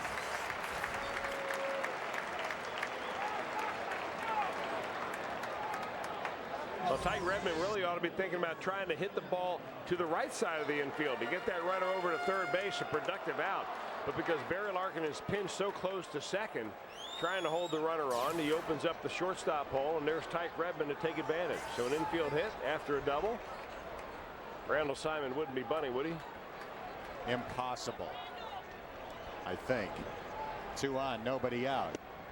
He is not bunting, and he takes outside for ball one. Simon, a good hitter, having a horrible year. Although he is 1 for 2 in this ball game to lift his average 4 points to 192.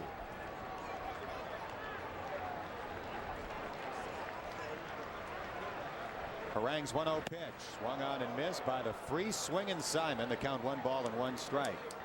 The JTM Food Group would like to salute the people of our community who unselfishly volunteer their time to help others. JTM Food Group, where service is success. 2 on, nobody out. The Reds up by 2. Simon swings, ground ball, single left. Bay being waved home. Dunn will not throw it home, and it's a 1-run ball game in the 6th inning.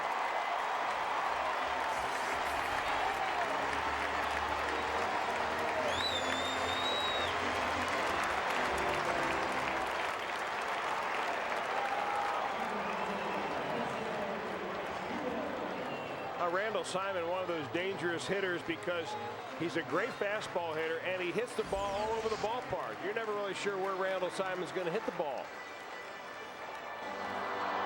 And he was very late on the fastball the first time, made the adjustment, finds a hole on the left side of the infield and drives a run in. Only the 11th RBI all year for Simon. Now the tying run is at second. The go-ahead run is at first. Still nobody out in the 6th. Warm-up activity going in the bullpen as Don Gullett once again visits Aaron Harang. John Riedling warming up. Yeah, a couple of reasons for Don Gullett's visit. Number one, to give that guy, John Riedling, a couple of extra pitches or a few moments to warm up to get ready to come into the ball game. Number 2, to make sure that Aaron Harang and the rest of the infield know exactly how the Reds are going to play this defense here. Number 8 batter up, you got to figure a bunt is in order.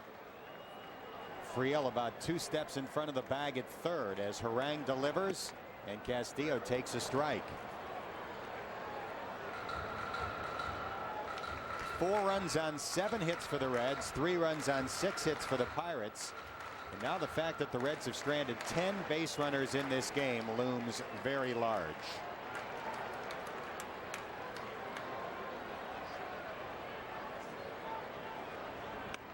Bunted toward Casey. He'll throw to third, and it is not in time. The bases are loaded with nobody out.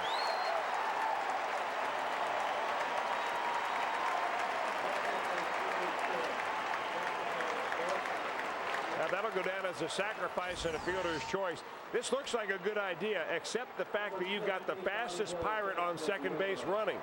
He gets a good jump right there. The play has to happen very quickly for you to get that runner at third, even though it's a sports play. Anybody but Redmond, I would recommend going to third base. But with him over there and as fast as he was, you take them out when they're going to give it to you. Bases loaded again and nobody out. Pinch hitter Bobby Hill will step in against Aaron Harang. He's a switch hitter who will bat left-handed. With a tying run at third, the go-ahead run at second, another runner at first, and nobody out here in the 6th inning.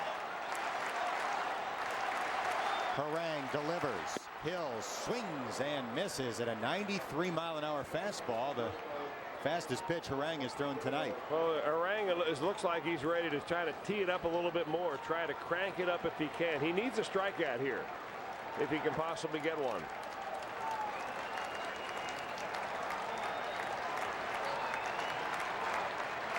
His 0-1 pitch with the bases loaded. Catches the inside corner for strike 2.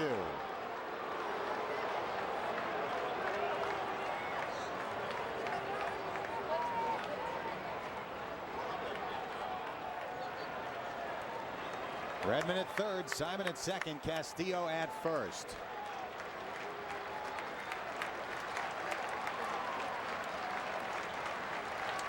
The 0-2 on the way. Looped into shallow left toward the line. Dunn coming hard. He dives. No, he caught it on a bounce. Redmond scores the tying run. It's a 4-4 game in the bottom of the 6th.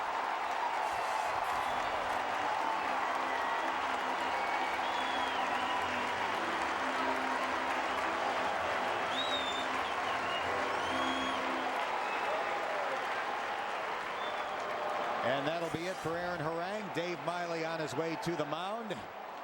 He will bring John Riedling into the ball game. So the Reds jumped out to an early 3-0 lead tonight.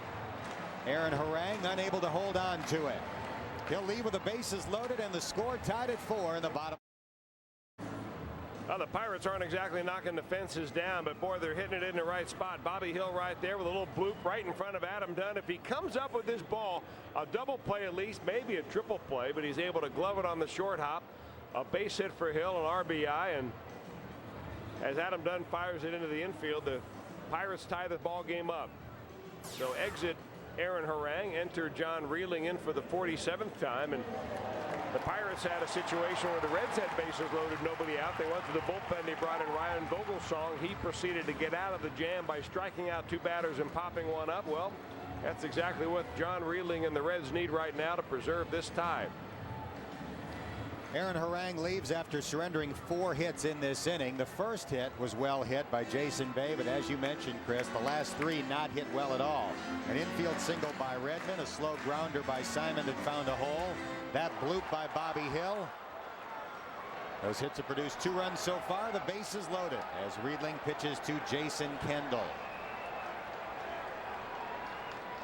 Simon at third, not a fast runner. So on a ground ball, the Reds would likely go to the plate, try and keep it a tie game. Kendall takes strike 1 from John Riedling.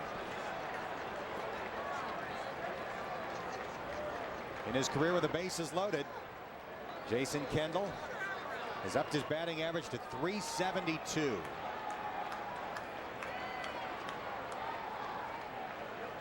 The 0-1 from Riedling. This low to even the count at a ball and a strike.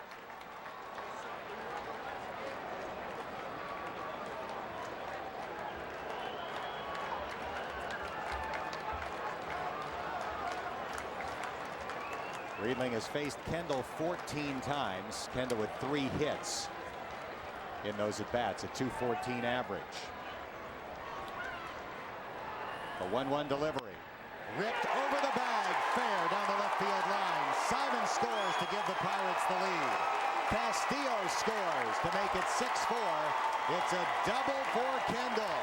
And the Pirates have scored 4 times in the bottom of the 6th.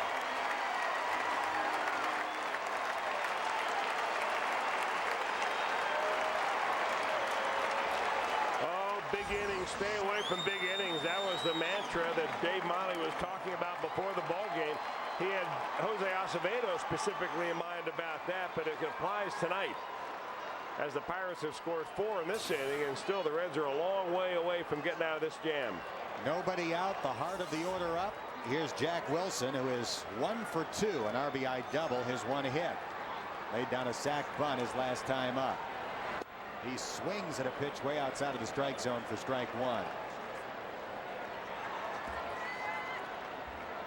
Prior to that double by Jason Kendall, Riedling had retired 11 consecutive batters over his last 3 appearances. Those runs charged to starter Aaron Harang, who's given up 6 so far.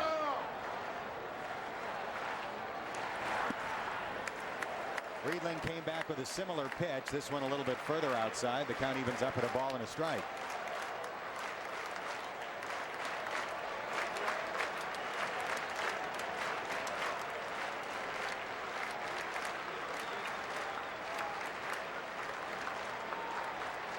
Six runs on 8 hits for the Pirates. 4 runs on 7 hits for the Reds.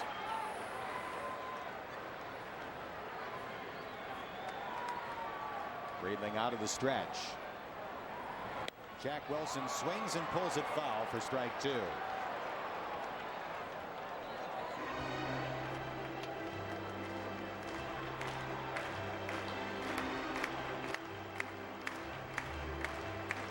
Another sold-out crowd tonight here at PNC Park in Pittsburgh, trying to see if the Pirates can win for the 13th time in their last 14 home games. Pittsburgh next to last in the majors in attendance, but they have had big crowds so far in this series. Ground ball hit to third. The runners stay put. Frio bobbles it. He'll have no play on Jack Wilson. It'll be an error on Frio, and the bases are loaded with nobody out. An error on Frio, I should say. 9th error of the year for the Reds' third baseman. The ball just comes up on him a little bit and muffs the ball, and all hands are safe.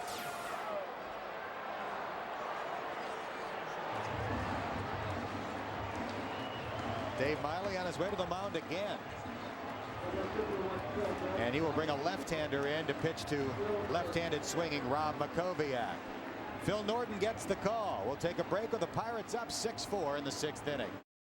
Norton in for the 42nd time. This season he has inherited 23 runners. He has allowed 6 of those to score. That's only a 20% rate of allowing them to score. That's pretty good overall for Phil Norton, and the Reds need another magic act right here to erase a very tough lefty. The base is loaded, nobody out, and Makoviak is the 8th batter to step to the plate here in the bottom of the 6th inning. Norton, the breaking ball specialist, his first delivery, breaks in for strike 1. Makoviak drove in a run with a fly ball to fairly deep left his last time up. He has also grounded out and flied out in his other 2 plate appearances. The 0-1 pitch, swing and a miss. No balls, 2 strikes. The count to Makoviak.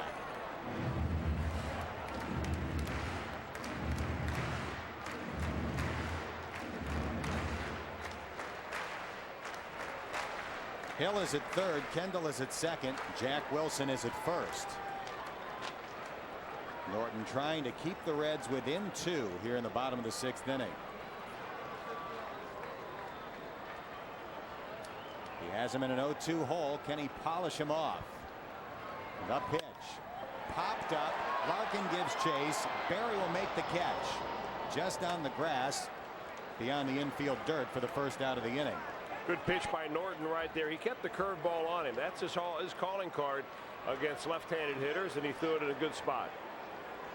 And that's going to be it for Phil Norton. He was called on to pitch to the left-handed batter Makoviak. He got him out. Now Dave Miley will go to a right-hander to face the right-handed swinging Craig Wilson. Ryan Wagner gets the call and comes down to the bases loaded and 1 out. Bottom of the 6th. The Pirates up. Sizzling hot St. Louis Cardinals. Paul Wilson goes to the mound for the Reds with a record of 9-2. He'll be opposed by Woody Williams, who's 7-6. We'll be on the air at 6:30 with the Real Reds. George is back for the play-by-play Monday night for Game 1 of that homestand. Well, Mike Matthews, a left-hander, went on the disabled list on the 4th of July. Ryan Wagner on that day was recalled from Louisville in for the 24th time overall for the Reds.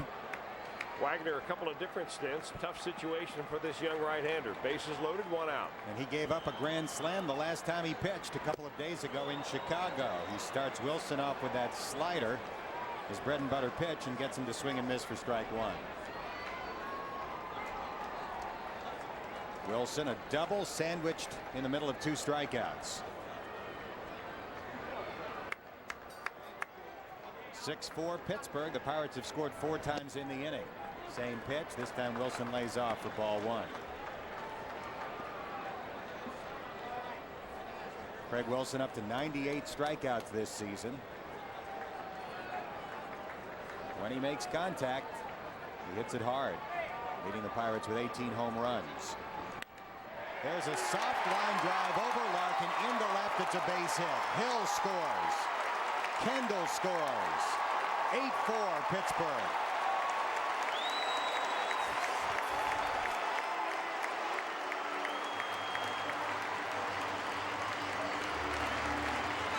If a picture can paint 1,000 words, that look on the face of Dave Miley says it all.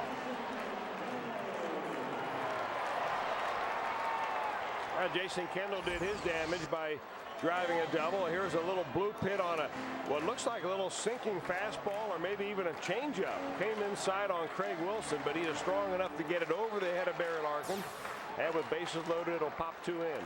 Jason Bay began this inning with a double. He hits for the 2nd time, and there's still only 1 out. Runners at 1st and 3rd. 6 runs in. Ball 1 high and tight.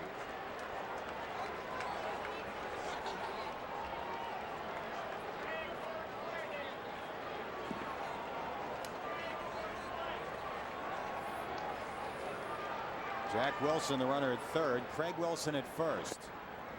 And Jason Bay takes ball 2. Jason Bay is a Canuck from British Columbia, Canada.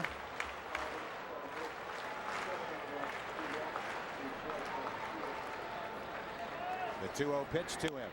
Fouled off for strike 1. Fox Sports Net welcomes our viewers watching on Time Warner Cable in Mount Vernon, Ohio, and Barberville Cable in Barberville, Kentucky. Thanks for watching Reds baseball on FSN.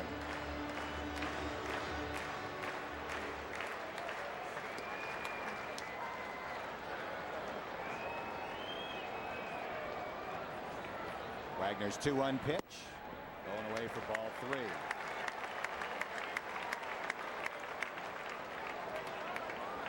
Tough situation for Dave Miley. When you have to go to the bullpen this early, you don't go to those guys down there like Danny Graves or Todd Wagner or Todd Jones, who have had some experience in the major leagues, and you have a little better idea of exactly what you're going to get. You bring in Ryan Wagner, young guy, great stuff, still learning at this level. Bay lines one to left for an RBI single. The Pirates score their 7th run of the inning as Jack Wilson crosses the plate. Still only 1 out, and Pittsburgh leads 9-4.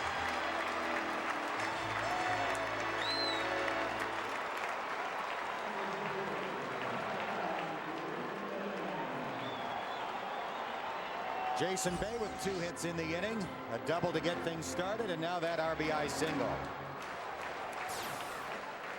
And the batter will be Tyke Redmond, looking for his 2nd hit of the inning. He had an infield single. Hits one to Larkin. Good play by Barry on the short hop. Goes to 2nd for 1. Back to 1st. Casey can't pick it. And the runner is safe. That'll put runners at 1st and 3rd with 2 out. Looked like a DP lane ground ball, no doubt about it. Sharply hit, handled by Larkin, a little bit on the slow side, and you have to turn it quick because Tyke Redmond, he can really scoot it down the line, and that throw being in the dirt. Casey not able to handle it, so it goes down as a fielder's choice. A run batted in, and the Pirates push yet another one across. Oh, no run on that one. We're so used to seeing him cross the plate 7 times in this inning. I just naturally assumed that was another run. Craig Wilson did move to third. Runners at first and third for Randall Simon, who had an RBI single to drive in the first run in this inning. The first of 7 so far. Wagner's pitch, bouncer hit toward the second baseman, and it's fielded and thrown to first by Jimenez to put an end to the inning.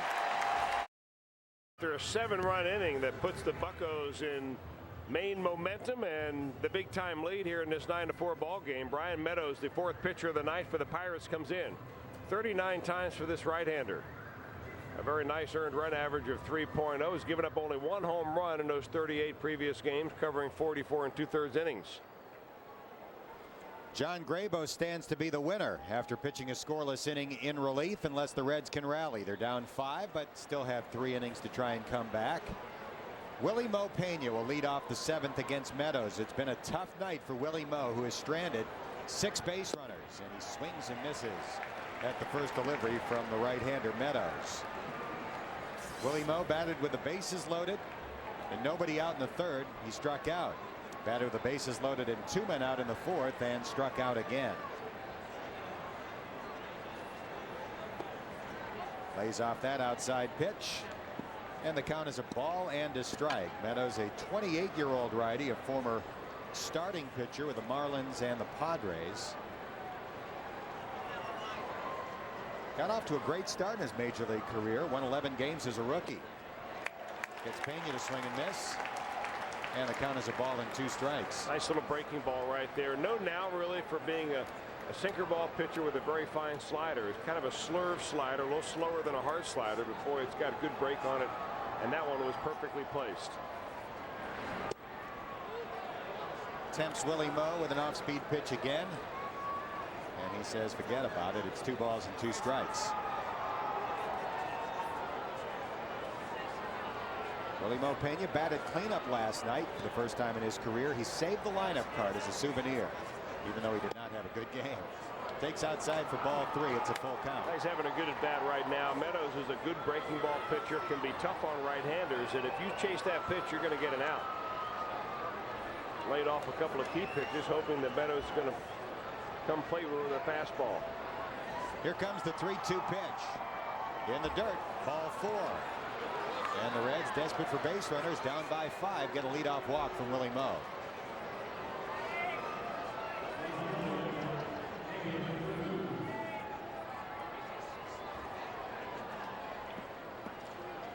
Base runners have not been a problem for the Reds. They have stranded 10 in this game. They've had somebody on in every inning. They've only scored 4 runs so far.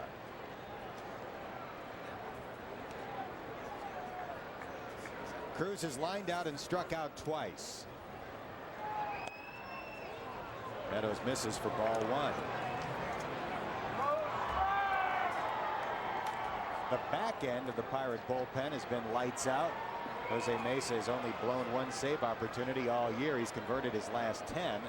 And Torres has been a good setup man. They both pitched last night as Cruz fouls one off for strike 1. The guys leading up to those two have not been as effective, although the Pirates have received excellent relief pitching tonight from Vogelsong and Grabo.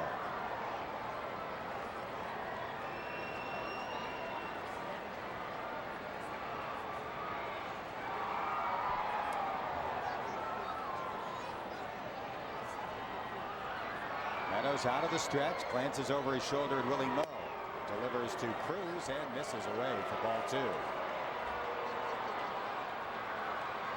The sold-out crowd getting a little bit restless. They don't like seeing a pitcher nibble with a 5-run lead and 9 outs to go. Ditto that for Lloyd McClendon.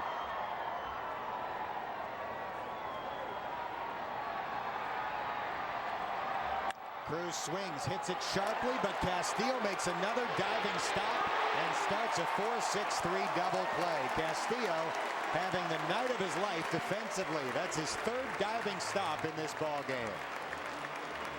Well, the Pirates have laid some leather on the Reds all night long. Jose Castillo has done it. Here's a great play. He goes into shallow right field to make a play against Ryan Friel. Down to that guy. The beginning of a double play, Jacob Cruz. Jason Bay in from left, a diving catch. And one more time, there is Jack Wilson ranging into shallow center field to make a dive or make a leaping catch right there. And a pitcher's best friend, other than a double play ball, great defense, and the Pirates have provided that for their pitchers this evening. Jose Castillo, only 22 years old, making the jump from Double-A ball to the major here. Hasn't, but he can certainly pick it at second base. 2 out, base is empty, and the hitter is Jason LaRue, who has singled, popped up, and walked. And the count is even at a ball and a strike as he fouls off that delivery from Meadows. Sierra missed. Shockingly refreshing. Unleash the fresh taste lemon lime. Sierra missed from the makers of Pepsi. The choice of the Reds.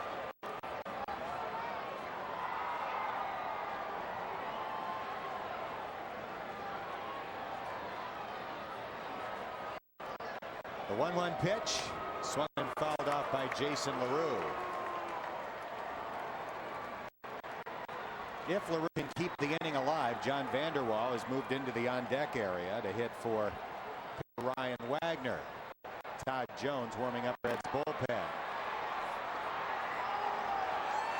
Vanderwall, the only left-handed hitter on the bench. The switch, Javier Valentin, also available. Strike 3 called as Jason LaRue gets rung up by Alfonso Marquez and does not go quietly. It's stretch time in Pittsburgh. The Pirates lead 9-4.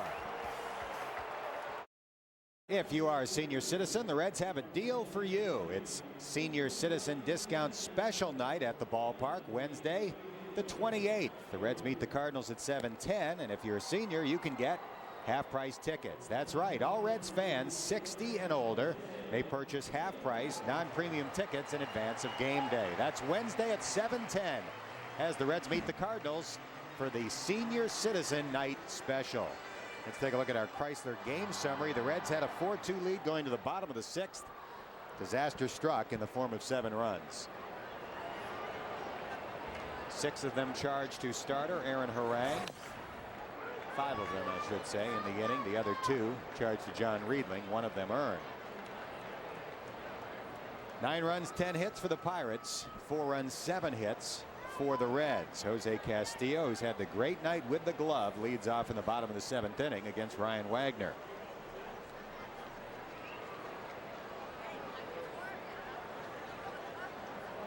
The 0-1 pitch. This is outside for a ball.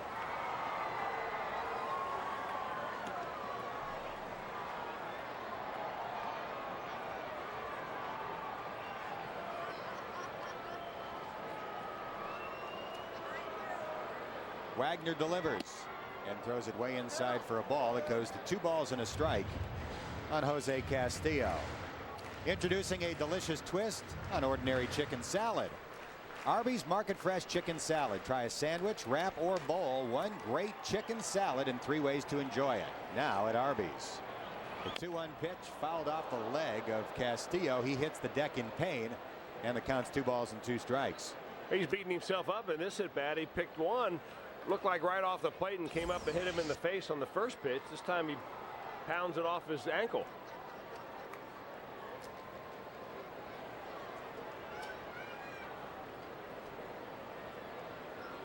Well, he started to yell even before he fell down. Right smack on the bone.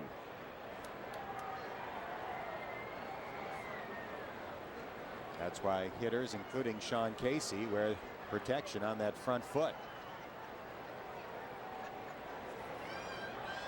The 2-2 pitch fouled back. It's still 2-2. Bucky Dent is considered to be the first player who used to wear that shin guard as a hitter, and on the most famous at bat of his career, the home run off Mike Torres over the Green Monster at Fenway, was the only time that entire 1978 season he did not wear the shin guard. He forgot it in that pressure situation. He went deep.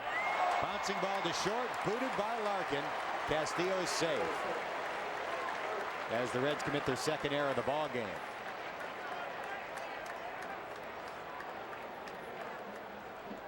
Well, we showed you the great defensive package the Pirates have put on the Reds earlier tonight. The Reds have not exchanged good glove work tonight. An error by both infielders on the left side of the infield earlier. Ryan Friel, that hop not handled by Barry Larkin.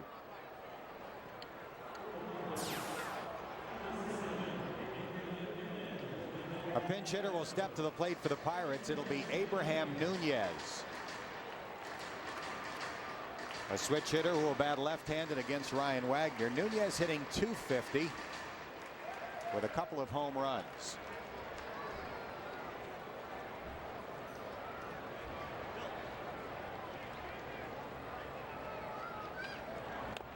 Tries to bunt the runner over and bunts it foul for strike one.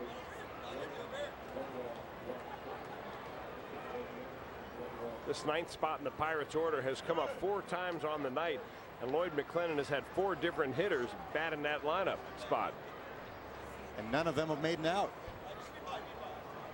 Vogelsong walked. Alvarez was hit by a pitch. Hill had a bloop single. And here's Nunez. He takes a strike.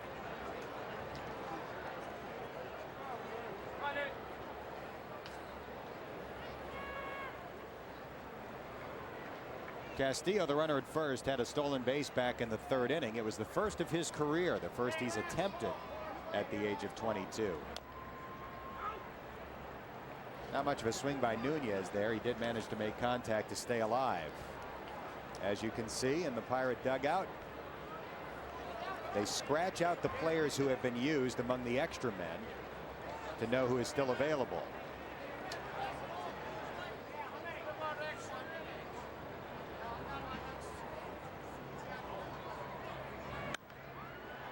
Nunez hits a lazy fly ball to left. Dunn backs up 2 steps and makes the one-handed catch for the first out of the inning.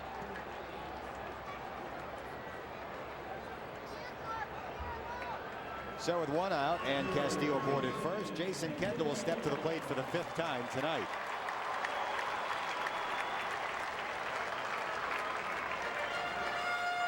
And he had a huge hit his last time up. With a score tied at 4, he ripped a 2-run double to left. Put the Pirates in front.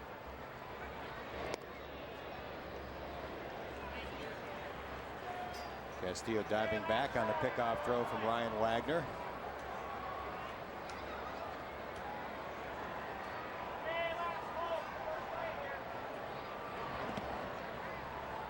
And that fastball taken for a ball by Kendall. Kendall closing in on the all-time Pirates record for most games caught in his career. He is 9 short of someone who played in the early 1900s named George Gibson. And unlike a lot of guys who catch more than 1,000 games or 2,000 games, Kendall doesn't appear to be showing much wear and tear. He's a thin guy, keeps himself in good shape, good athlete. And you'd think that batting at the top of the order and doing the things that are required more of leadoff hitters and other hitters down the lineup, it would have some more wear and tear. When you think about the catchers in baseball history that have caught a ton of games, when you see them later in life, they have a lot of aches and pains. Johnny Bench, of course, has had a lot of back pain. Hip problems. His career, hip problems. He's lost a lot of weight to try to alleviate the pain. They say with Carlton Fisk, when he walks, his knees are so bad it sounds like a bowl of Rice Krispies. They snap, crackle, and pop. 3-0 pitch to Kendall is outside for ball 4. He draws a walk, and 2 men are on here in the 7th inning. Kendall is a remarkable athlete, and that's the only time that you'll see him not go full blast down the baseline. This guy runs at every ground ball, every pop-up, the kind of player that you'd like to have on your ball club if you had an extra $10 million a year laying around. You can have them if you have an extra $10 million with 2 years left on that hefty deal, and the Pirates with a team payroll of $30 million. Here's Jack Wilson with 2 men on. Wagner throws him a fastball for a strike.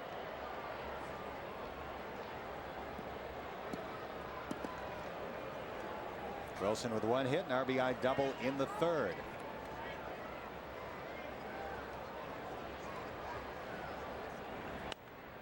And he fouls that out of play for strike 2.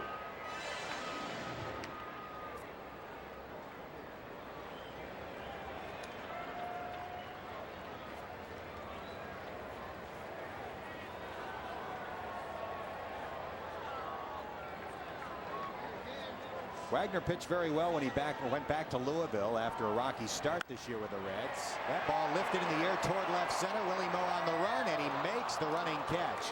Castillo tags at second. He'll advance to third.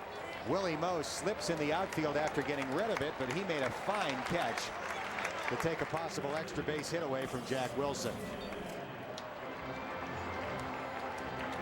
He covers a lot of ground. Willie Moe, a big guy. He's got to go 240 pounds anyway, but he runs like a deer, and he got a good jump on that ball.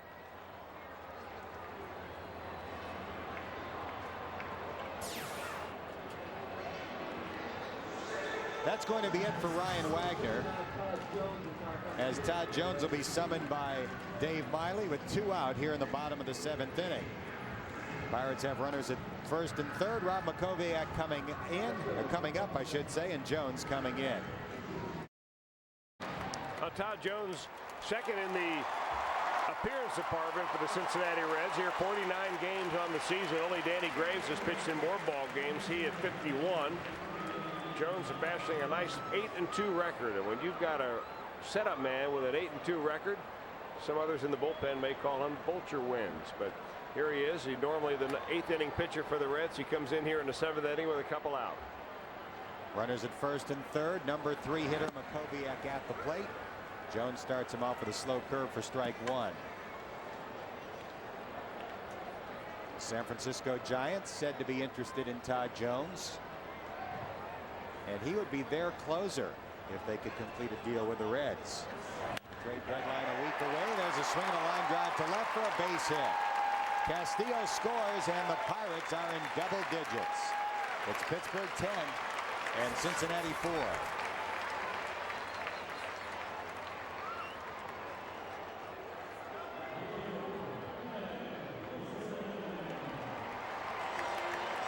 Craig Wilson steps in. He has 2 hits, including a 2-run single his last time up. Boy, we've seen that face an awful lot since the All-Star break. The Reds have had a dismal record. They're playing in their 4th game on this 5-game road trip, and they've yet to win a ball game.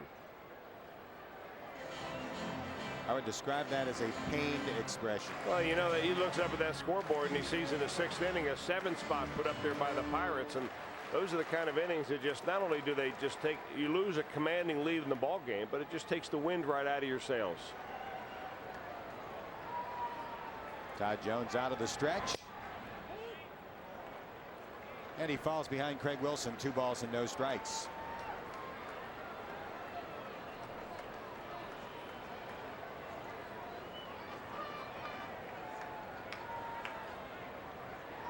Two on and 2 out. Jones falls behind 3 balls and no strikes.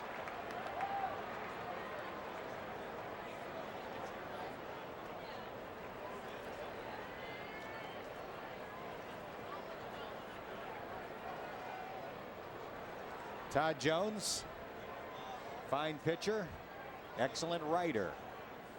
Writes a weekly column for the Sporting News called The Closer. His 3-0 pitch in there for a strike.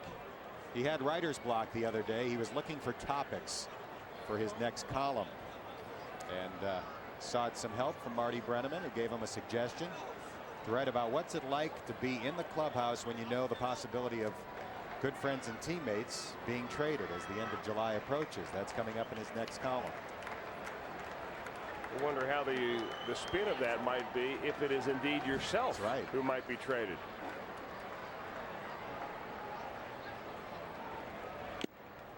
Wilson swings and foul tips it on 3-1. He was taking a big hack for a 3-run homer.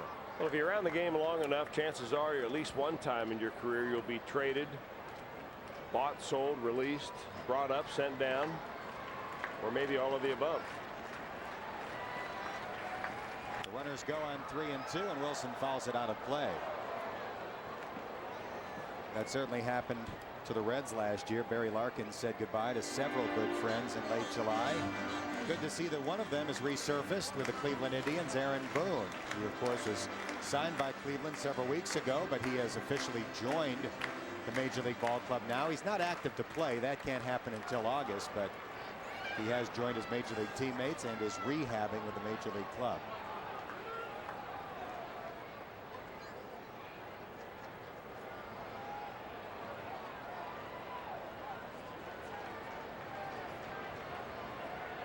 Runners get set to take off again on 3-2. Todd Jones delivers and misses high. Ball 4 that loads him up. But Jason Bay stepping in.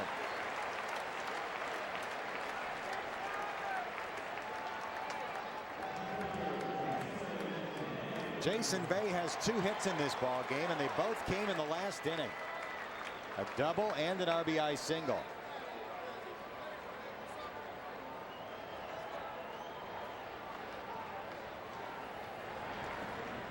Jones throws a breaking pitch and misses outside for ball 1.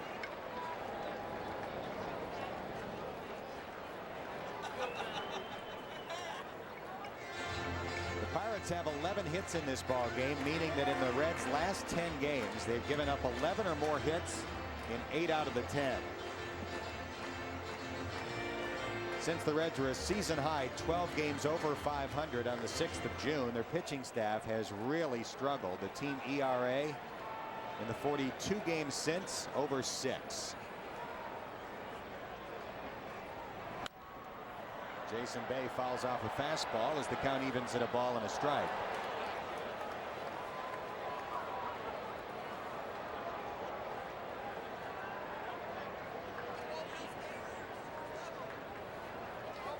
Jason Bay, 25 years old, part of this young, talented core.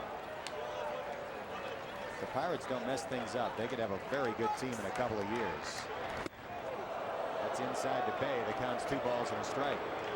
I think the Pirates have learned the lesson, like every other ball club, that you can promote, you can give away tickets, you can do whatever you want, but until you put a winner on the ball club, you're not on the ball field, you're not going to see your stands filled the way they are tonight. This is the 4th sellout of the year here at PNC Park, mainly because it's figurine night.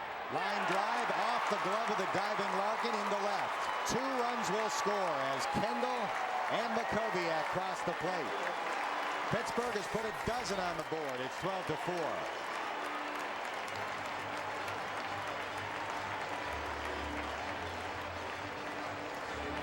Now a line shot, what could have been wasn't. Right off the glove of Barry Larkin. That ball hit sharply by Jason Bay. Larkin makes a diving attempt, but that ball would be deflected into left field. 3 runs batted in now for Bay. Here's Tyke Redmond. Ground ball hit to Jimenez. He backhands, flips to Larkin, and the side's retired after 3 more score in the 7th for Pittsburgh. At the end of 7 at PNC Park, it's the Pirates 12. When we give up 7 runs in 1 inning, 10 in 2 innings, and you add them all up, it's a 12-4 ball game. And with the Pirates in control, here's Willis Roberts. Looks like Lloyd McClendon is emptying his bullpen. This is the 6th pitcher of the night. It didn't look like it was going to be this way when it all started, and Josh Fogg was out of here after 2 innings of 5-hit 3-run baseball, but the Pirates have come back big time, and there's J.R. House as part of the double switch.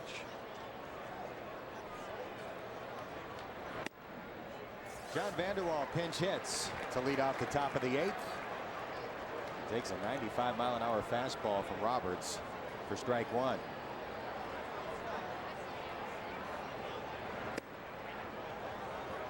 Roberts has a good arm, doesn't always know where it's going. Count evens up with a ball and a strike.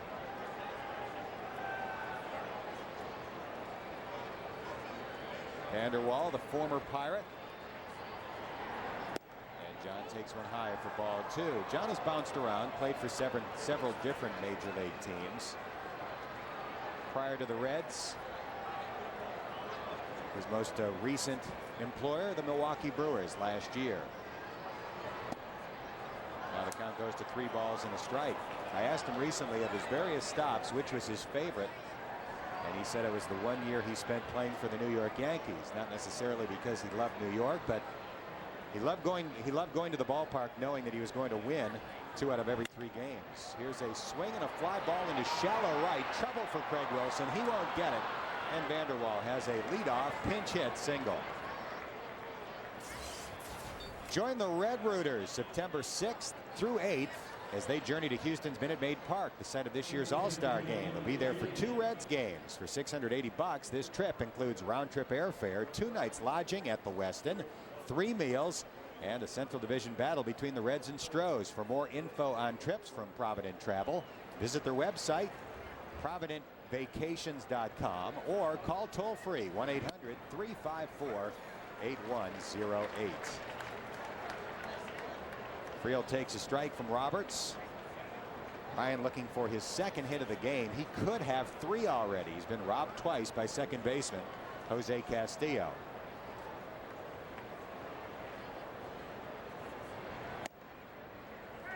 And Friel's behind in the count. No balls, 2 strikes.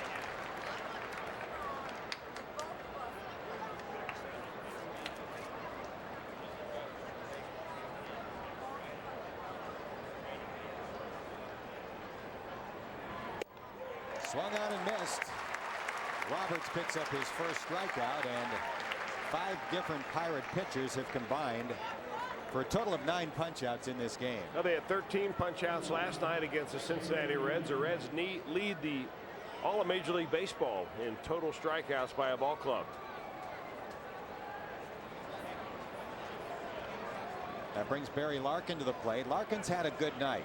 Homered in the first, doubled to drive in a run in the third, walked and scored in the fourth, grounded out to the pitcher in the sixth. Barry hits one down the right field line. It's in there for a hit. Played on a bounce by Wilson, and Larkin has his 3rd hit of the ball game and passes Davey Concepcion for 2nd on the Reds' all-time hit list. He'll get that baseball, requesting that the umpire retrieve it from shortstop Jack Wilson. And Randy Whistler, the Reds' first base coach, flips it into the dugout to add to Barry Larkin's growing collection of souvenirs.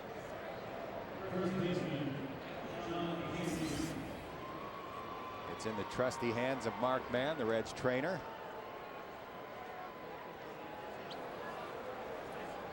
Barry's got to have some great stuff over the last 19 years with all he's accomplished.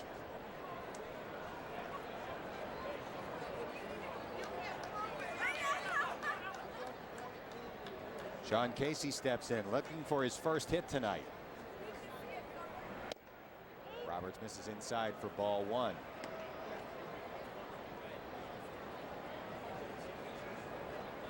(2,327 hits for Barry Larkin.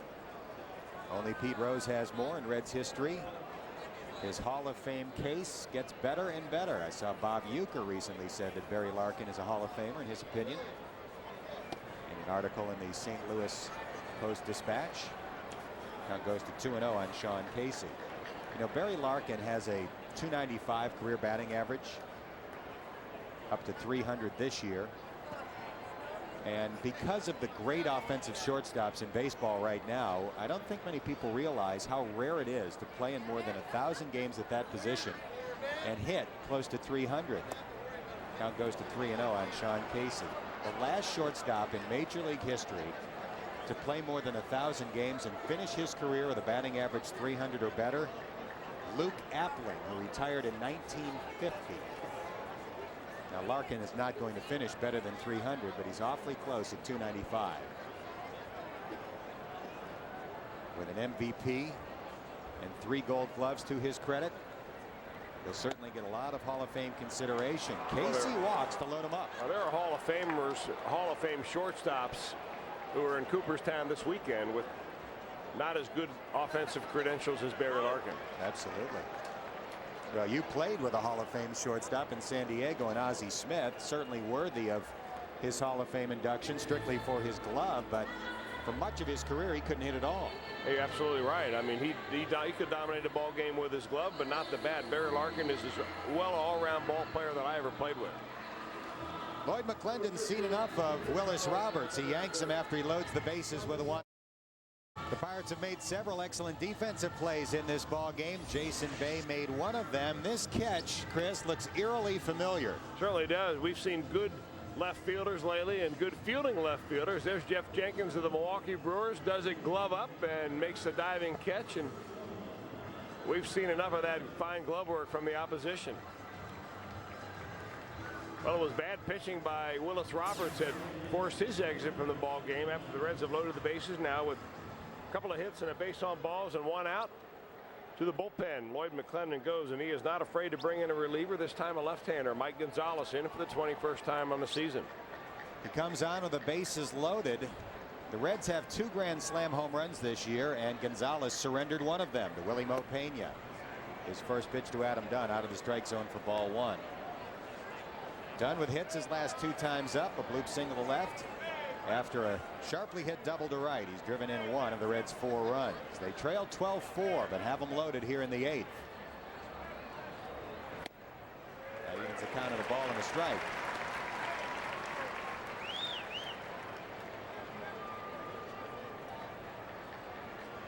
Vanderwall at third, Larkin at second, and Casey at first.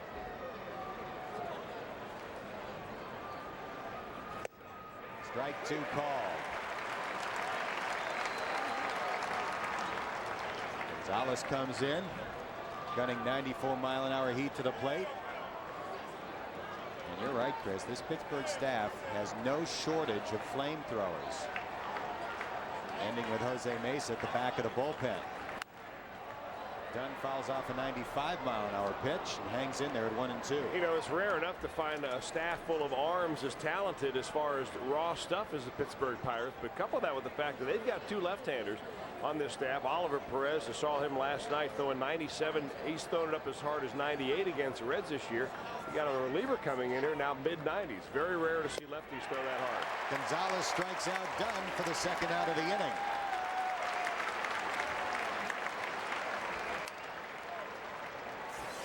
Interesting story about Mike Gonzalez last year in July when Scott Sauerbeck was traded to the Boston Red Sox. He was included in the trade along with Mike Gonzalez. 8 days later, though, the Boston Red Sox dealt him right back here to the Pittsburgh Pirates. He was all over the place last year. Good slider following a 90-mile-an-hour fastball. Puts away Adam Dunn. Jimenez, the batter, swinging a fly ball to right, and it'll be caught for the final out of the inning. The Reds load him up but fail to score.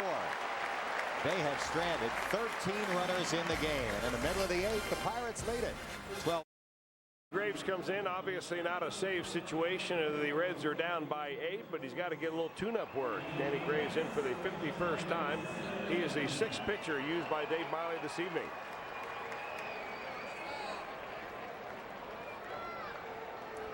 And he'll be facing the bottom third of the batting order here in the bottom of the 8th, beginning with Randall Simon, who has 2 hits and a run batted in. First ball swinging, grounds it to second, scooped up by Jimenez. 1 pitch, 1 out for Danny Graves. Tim Hummel came into the game to play shortstop. Barry Larkin done for the night.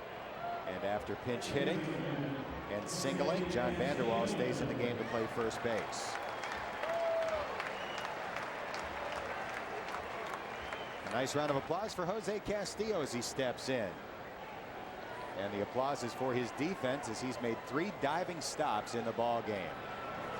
He goes after the first pitch and grounds a single to left.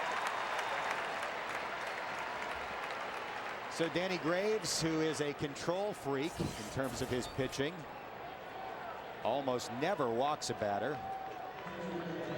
And his first 2 pitches have been over the plate. Both hitters have gone after them. Both hitters have hit it on the ground. Simon grounded one right to Jimenez, and Castillo found a hole.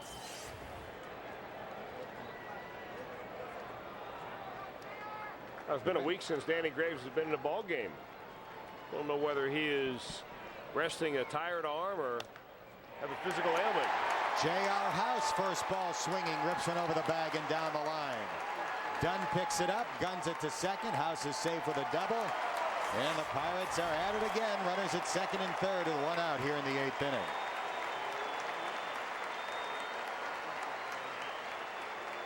That's the first major league hit this year for J.R. House, the 2nd of his career. He had a hit last year in his major league debut. And the batter will be pitcher Mike Gonzalez, stepping to the plate for the first time in his Major League Baseball career. He is a left-handed relief specialist, usually pitches to 1 or 2 batters, and had never been called upon to hit before. The Reds bring the infield in. And Graves throws a strike to Gonzalez.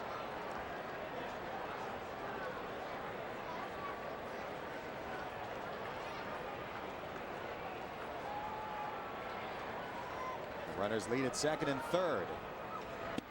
Breaking ball from Danny, in for a strike, and it's 0-2 to Gonzalez.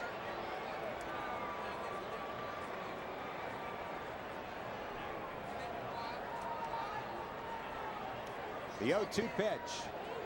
Gonzalez checked his swing, and the pitch missed outside for ball one.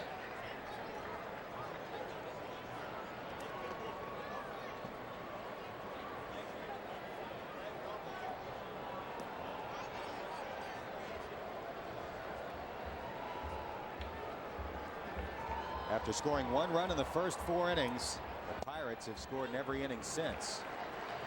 They haven't scored yet here in the 8th, but they are certainly threatening with 2 men in scoring position and 1 out. And the trend that we have seen all too many times in the last month or so is the Reds offense have simply shut down here in the second half of this ball game. There's a line drive to right for a hit for Gonzalez, and it gets past Cruz and rolls to the wall. 2-run score. Gonzalez stops at second base. It's a 14-4 Pittsburgh lead. Well, you know he wants to smile. The guys in the Pirate dugout are going crazy. They've all gotten up off the bench and they're bowing to him. Last night's hero, Oliver Perez, doling out the high fist fives. And Gonzalez is a 1,000 hitter in his major league career.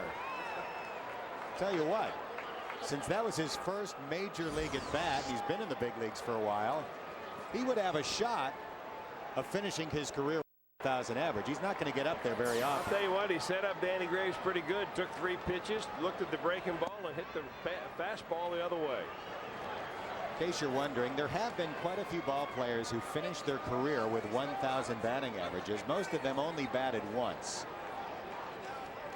Jack Wilson is the hitter. Chops one toward third.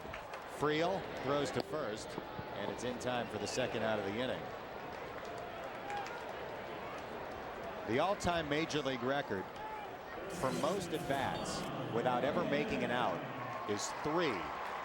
Tom Pachorik's brother, his first name escapes me, went 3 for 3 in his career. That was it. 2 out, a runner at second, and Rob Makoviak will be the hitter. You are the new master of minutia. Well, it's 14-4. You empty the briefcase when it's 14-4. You would have to remind me. First pitch to Makoviak taken for ball 1.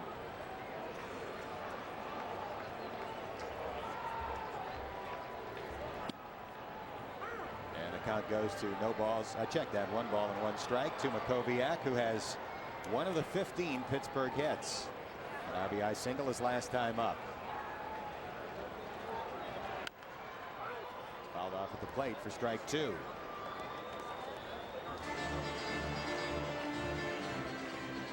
And I am informed that it was John Pachorik who in 1963 for the Houston Colt 45s went 3 for 3 in his only major league game.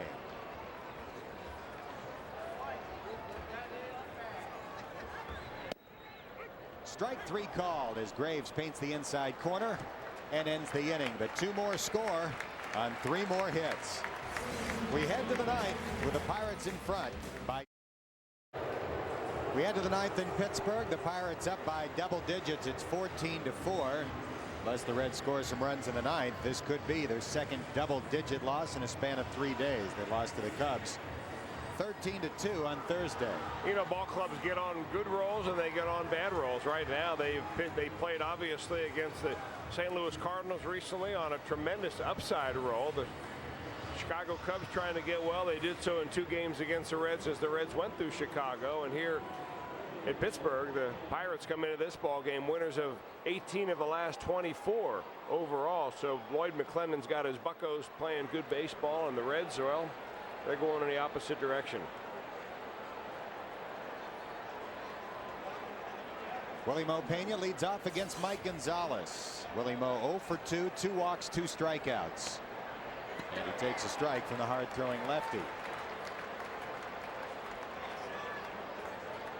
The Pirates' hot streak began at Great American Ballpark. The game after, Willie Mo hit a grand slam off this pitcher. Gonzalez brushes him back and evens the count at a ball and a strike. That was on June 25th. And since then, the Pirates have been beating everybody except for the Expos. They couldn't beat the Expos just before the All-Star break in Puerto Rico. But particularly teams from the Central. This would be their 11th consecutive win against Central Division foes. Willie Moe swings and misses. In danger of striking out for the third time. That fight more competitive, unfortunately, than this game has become since the 6th inning.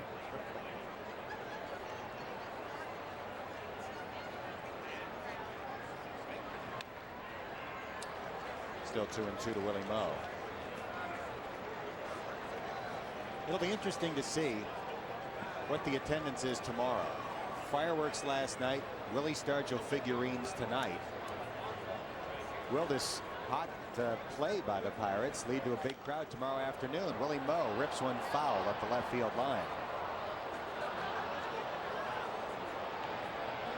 Well, the Pirates still playing below 500 baseball, but they certainly have got a trend right now that you'd think that they've got a chance for getting there. They come into this ball game 4 games below 500 at 45 and 49. 15 games off the pace set by St. Louis, who has already lost tonight, but the Reds came in 3 games over. The Pirates were 16 games under after that Willie Moe grand slam game at GABP. And after 12 consecutive losing seasons, if they could get up and over 500 this year, that would be a tremendous step forward. 3-2 pitch to Willie Moe. Fouled out a little bit late.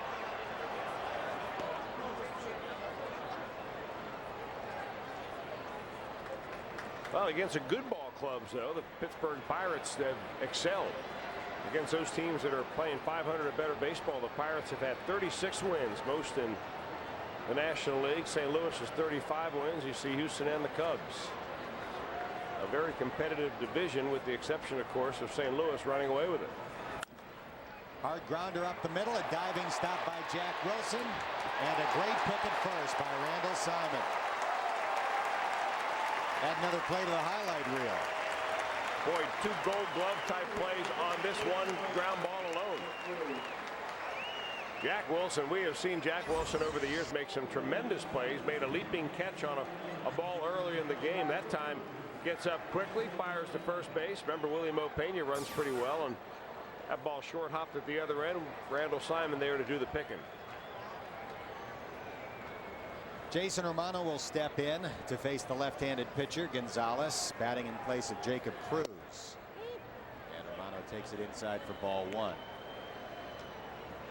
Romano got a start last night against Oliver Perez, as Dave Miley stacked the lineup with as many right-handed bats as he could. Count goes to 2 balls and no strikes. Romano went 0 for 3 last night.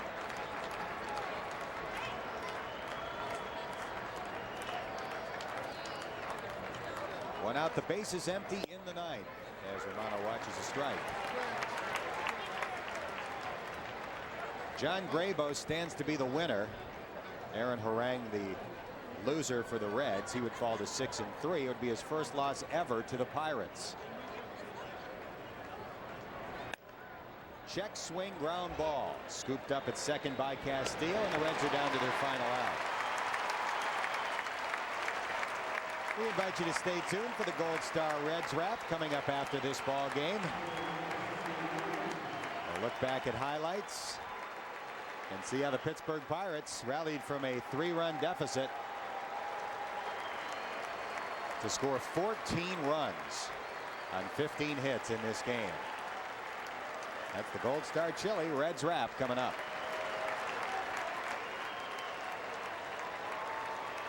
Many of the 37,000 fans standing in Pittsburgh. Jason LaRue tries to keep it alive. He had to hit his first time up. He's 0 for 2 with a walk since.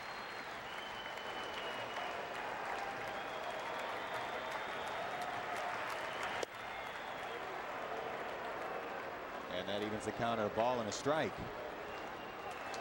Gonzalez's fastballs have been 94 and 95 miles an hour without exception. breaking pitch misses. It's 2 balls and a strike.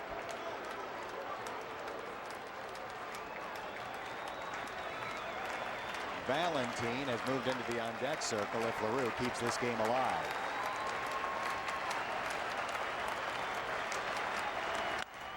Line drive, base hit. Jason's second hit of the game.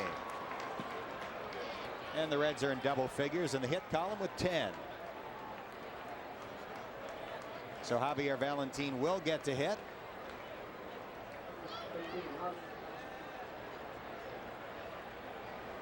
Batting in place of John Vanderwall. As the switch hitter will get an opportunity to hit right-handed against Mike Gonzalez. Who will not be held at first by Randall Simon with the Pirates up by 10. And a first pitch fastball misses high. Jason Bay very deep and left. He must have seen the 2 home runs that Valentine had off Greg Maddux a couple of days ago. A swing and a miss. As Valentine guessed fastball and was way out in front of the off-speed pitch from Gonzalez. Dave Miley giving Valentine a chance to bat right-handed here. Likely he'll be the catcher in tomorrow's afternoon affair, catching Brandon Clausen. And the Reds are down to their final strike.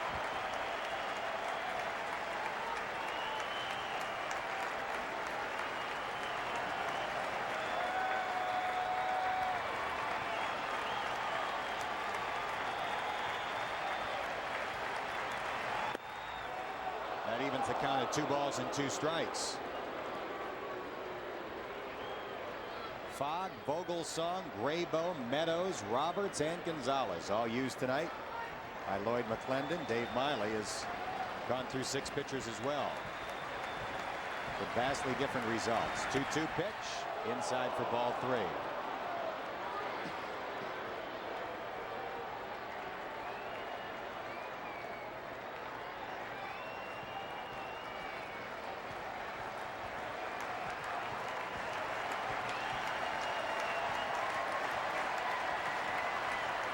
LaRue takes off at first. Strike 3 call. The Pirates' 10th strikeout of the game for the pitching staff. And the Reds remain winless on this road trip with 1 game to go. Fireworks over the Roberto Clemente Bridge beyond the center field fence as the Pittsburgh Pirates score 14 runs on 15 hits and take their 2nd straight in Pittsburgh from the Reds. Tonight's final, the Pirates 14, the Reds 4.